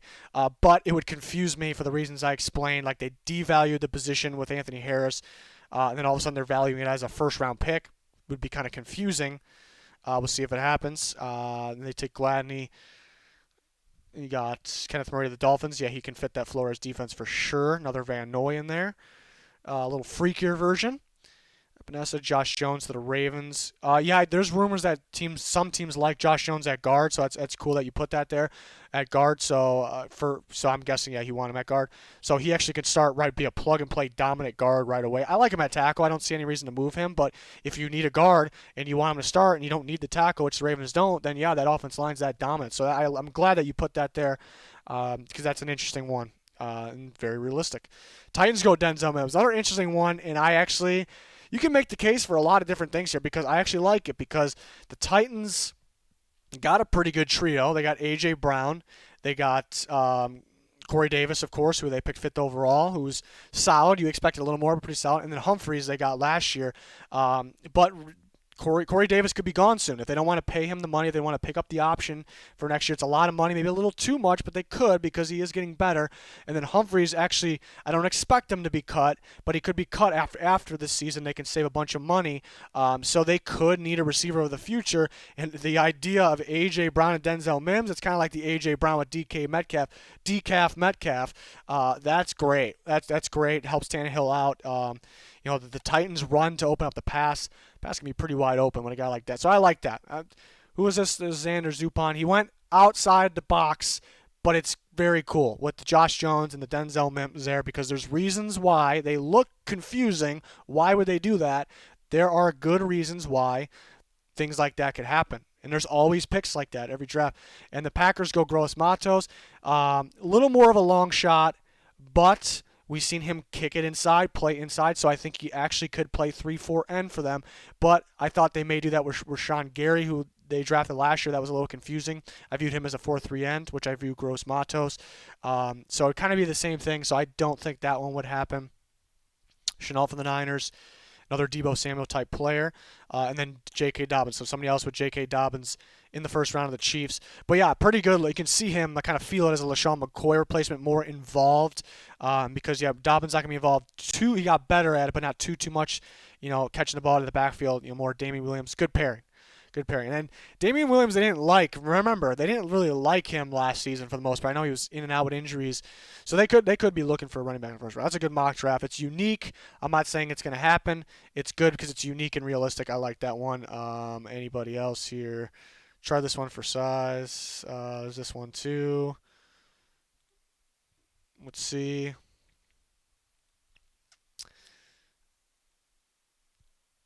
What we got here? 7. Oh, you try this. Oh, is it user pick? I better read it. Went all 7 rounds. I was only 6 teams here. Tampa, it tells us. It's pretty cool. Something different here. Make sure everything. Here we go. All right. Bengals, Joe Burrow. That's who you picked. So then this is simulated, basically. This is all simulated. Isaiah Simmons. Can we see? So we're going through 7 rounds here. Show only user picks. Kind of good to see everything, though. So you picked Andrew Thomas for the Cardinals. Ruggs, too. That would be pretty interesting, too. Would they plan to play him at... Because he's a left tackle, but that can play right, I would think. Do they play him at right? Do they move Humphreys to right? Because he could be better there, so that's interesting. And the Bucs actually go Judy. The Dolphins get Justin Herbert down here at 18, so that'd be better than taking him up there. But I still think Dolphins fans will want Tua, even if it's using him on the earlier, even if it's trading up to get him. Raiders get Fulton. You chose. The Vikings go Jeff Gladney, who's a good fit, and T Higgins. Yeah, I would like that a lot for the Vikings. Gladney and T Higgins. I'd be very excited with that one. Delbert to the Dolphins, and they go more of that strong safety. And then look through the rest of this draft. We got to go through a lot of rounds here. Just seeing. I want to see who you pick. Yeah, we're going to be here all day if we go through. I want to see who you pick with all the rounds. So I wish I could go team. So the Bengals 7-round mock you basically did. You went Joe Burrow, A.J. Epinesa, Jordan Brooks in the third. That'd be great. Where's that next Bengals pick? Joe Runyon from Michigan. I think he's going to be a guard, and that's good too. He has the experience at tackle, like Jonah Williams. They're going to who can be a guard, but they're going to try Jonah Williams at tackle. So you get the tackle in case you need him to play there, but he could actually play early on at guard. So I like that one. And the Bengals go Antonio Gandy-Golden, so you get that big body receiver out there, okay? And then you go Shackleford. I don't know if Shackleford gets drafted. Center from Texas. It's a possibility late. Neville Gallimore made him look pretty slow, but Neville Gallimore's first round talent there. Then the Bengals go. I like Reggie Robinson. I think he's gonna go earlier in 215. Good size and athleticism mixed together. Didn't play the best competition, but I like Reggie Robinson. And that's the Bengals. That's a pretty good Bengals draft. Maybe minus Shackleford, maybe a little early for him, but that's just me. And then we got the Dolphins mock, Isaiah Simmons, Justin Herbert. I'm not a Justin Herbert fan, but in this case at 18, I kind of like it. And you got Isaiah Simmons, my third best player in the draft. Then Grant Delpit. Wouldn't really love that one. I mean, he'll be good there, but I don't know if it's a great fit. Lucas Nang I like. He's a plug-and-play right tackle. Dolphins take Moody's good. Moody could potentially be an early second, late first if it wasn't for injuries, but's had some injuries. So, yeah, about that range. Michael Pittman, so you get the sideline contested catch, sure-handed receiver there for the Dolphins. So opposite of Devontae Parker, could be pretty interesting. And then DJ Wonham, South Carolina. Maybe a little early, maybe a really late round pick. Lamar Jackson got a lot of upside. Good size to him, pretty good athletic ability. A little more athletic than the combine numbers showed. AJ Green, I like the move to safety, and I think that's probably, I don't think they would take two corners in a row. That's probably your views as well. I like AJ Green moving to safety, actually. He doesn't have the speed for corner, but he attacks the ball, and he has, I think, the field reading ability. So I like Green. It would be a pretty good strong safety option, or free, really, for probably not fast enough for free. For the Dolphins there. So I'm probably going to grade Green at safety, which is going to confuse people. I just don't think a team's going to want to play him at corner. It's a pretty good corner. This is my views. Darrington Evans for the Dolphins there. And then, so is that their first back taken? I think it was. So that they can roll with him. They'd probably take one a little earlier. Gibson's a sleeper from Tulsa. And then you got Curl from Arkansas, who could be an undrafted guy. Swain, probably an undrafted guy as well. Hasty's, that's probably around where he's going to go from Baylor. There's moments where I like him, but there's moments where he only succeeds, running through like the left side of the field only. So it's like, and you got Prochet, last pick to the Vikings. I think he's going to go a lot earlier in that one. But as a Vikings fan, I'd be very excited with that. But then we got the Cardinals. Andrew Thomas would be an interesting pick there. And then we got Kyle Duggar from Lenore-Rhine. Going to play a little bit of a hybrid role. And then, because they're pretty much set in the secondary, so using him kind of as a utility guy could be interesting. Khalid Kareem. I like him fitting in a 4-3 more. 4-3 end. I do like Kareem, though, a lot, especially around that range.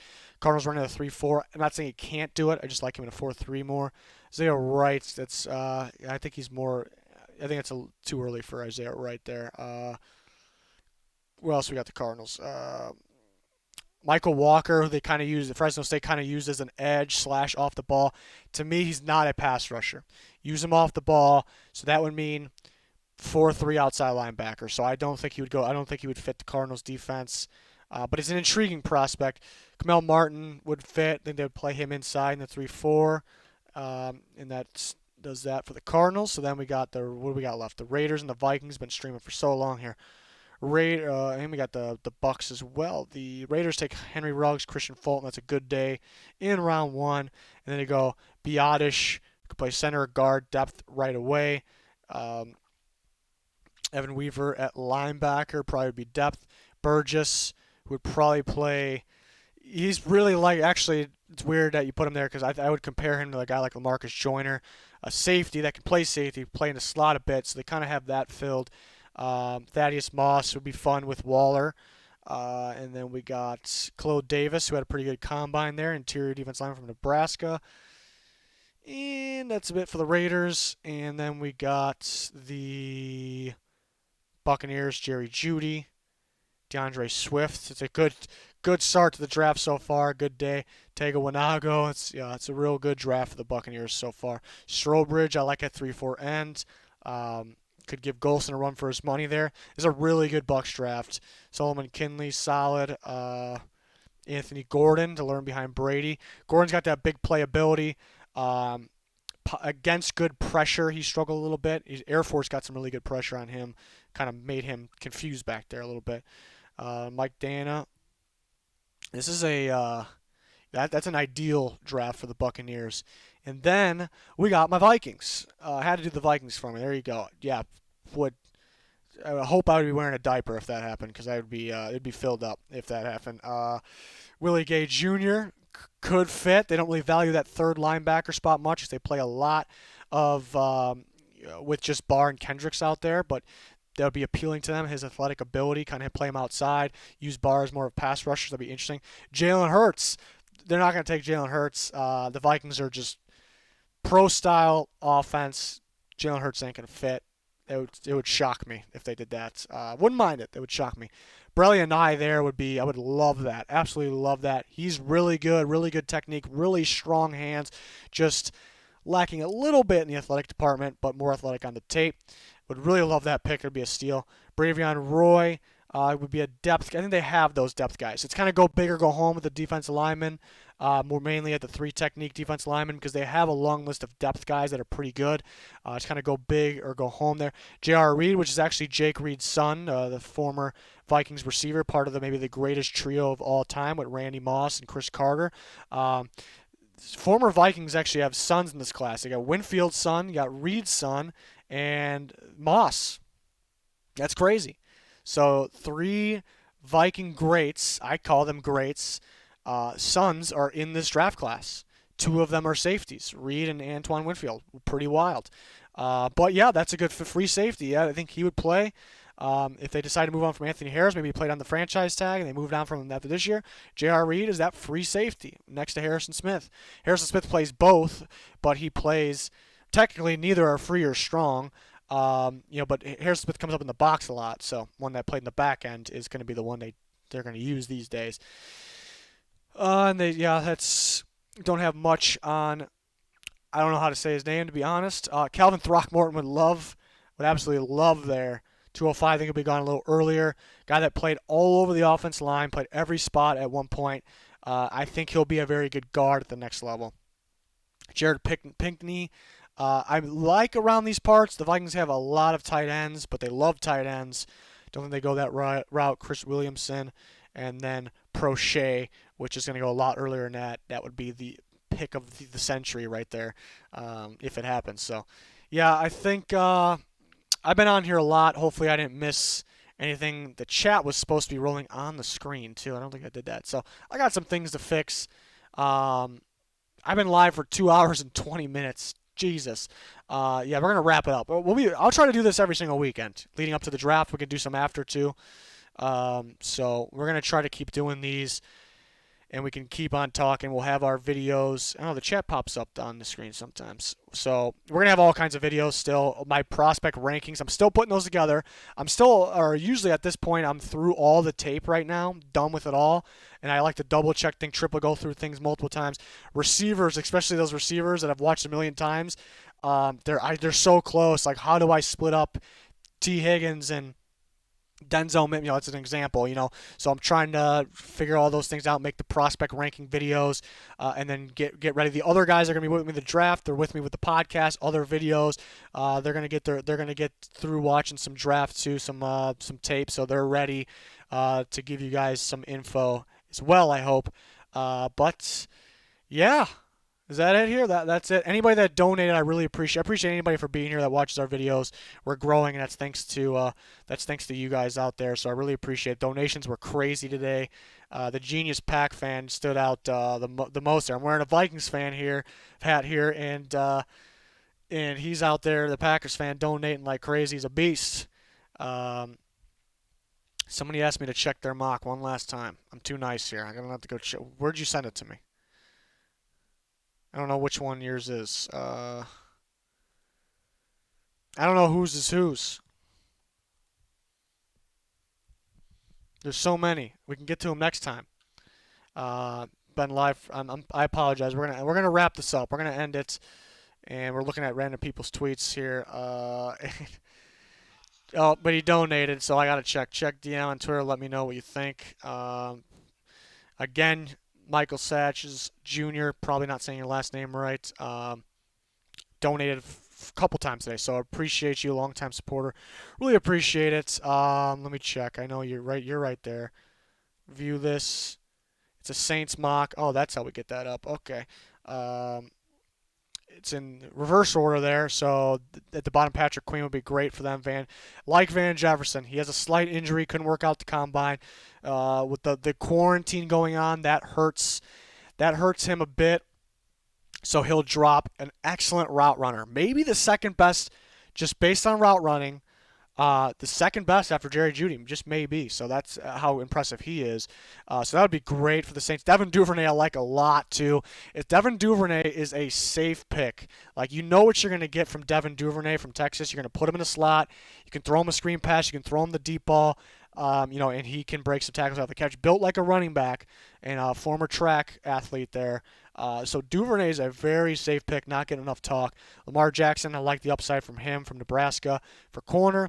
And then Gibson, the edge rusher for depth because they need that because of the injuries. So, yeah, I like that. Saints without a lot of picks, they would be getting a lot better with this draft still. So that's fantastic there. So those receivers I like for them for sure. But everyone's telling me to check theirs. I'm trying to wrap this up. I've been live for a lot longer than I thought. Struggling to even get on here because my new equipment wasn't working on the software. Run through these real quick. I don't know whose I'm clicking on. It's making me make a mock, so that link didn't work. We're going to wrap this up. Closing this out. I'm on two screens right now. Closing that. We'll be live during the NFL draft April 23rd. We'll be live and breaking down everything kind of like we did here, but it's going to be amazing. I have the other guys with me, so we're going to be reacting to all that. And then subscribe to both of our channels. We got two channels. You got the Twitter. You gotta follow the Twitter. Always talking on the Twitter, always breaking news, reacting to it, answering the fan voted mock drafts going on right now on the Twitter. You guys vote. And then the Patreon has bonus content. There's a membership link down below for membership on YouTube that you get some bonus things with that. So check it all out. You can find it on the link. You can find the link in the description of the live streams, and you can find the link in the description. I can't even talk anymore. Description and the comments of any video. So yeah, that's gonna do it. I'm wrapping it up. Thanks everyone for their donations. Thanks for joining us. I'm gonna be back every single week with this. I'll be back every single week, whether it's Friday night or Saturday like this time. Really appreciate everyone that's gonna do it.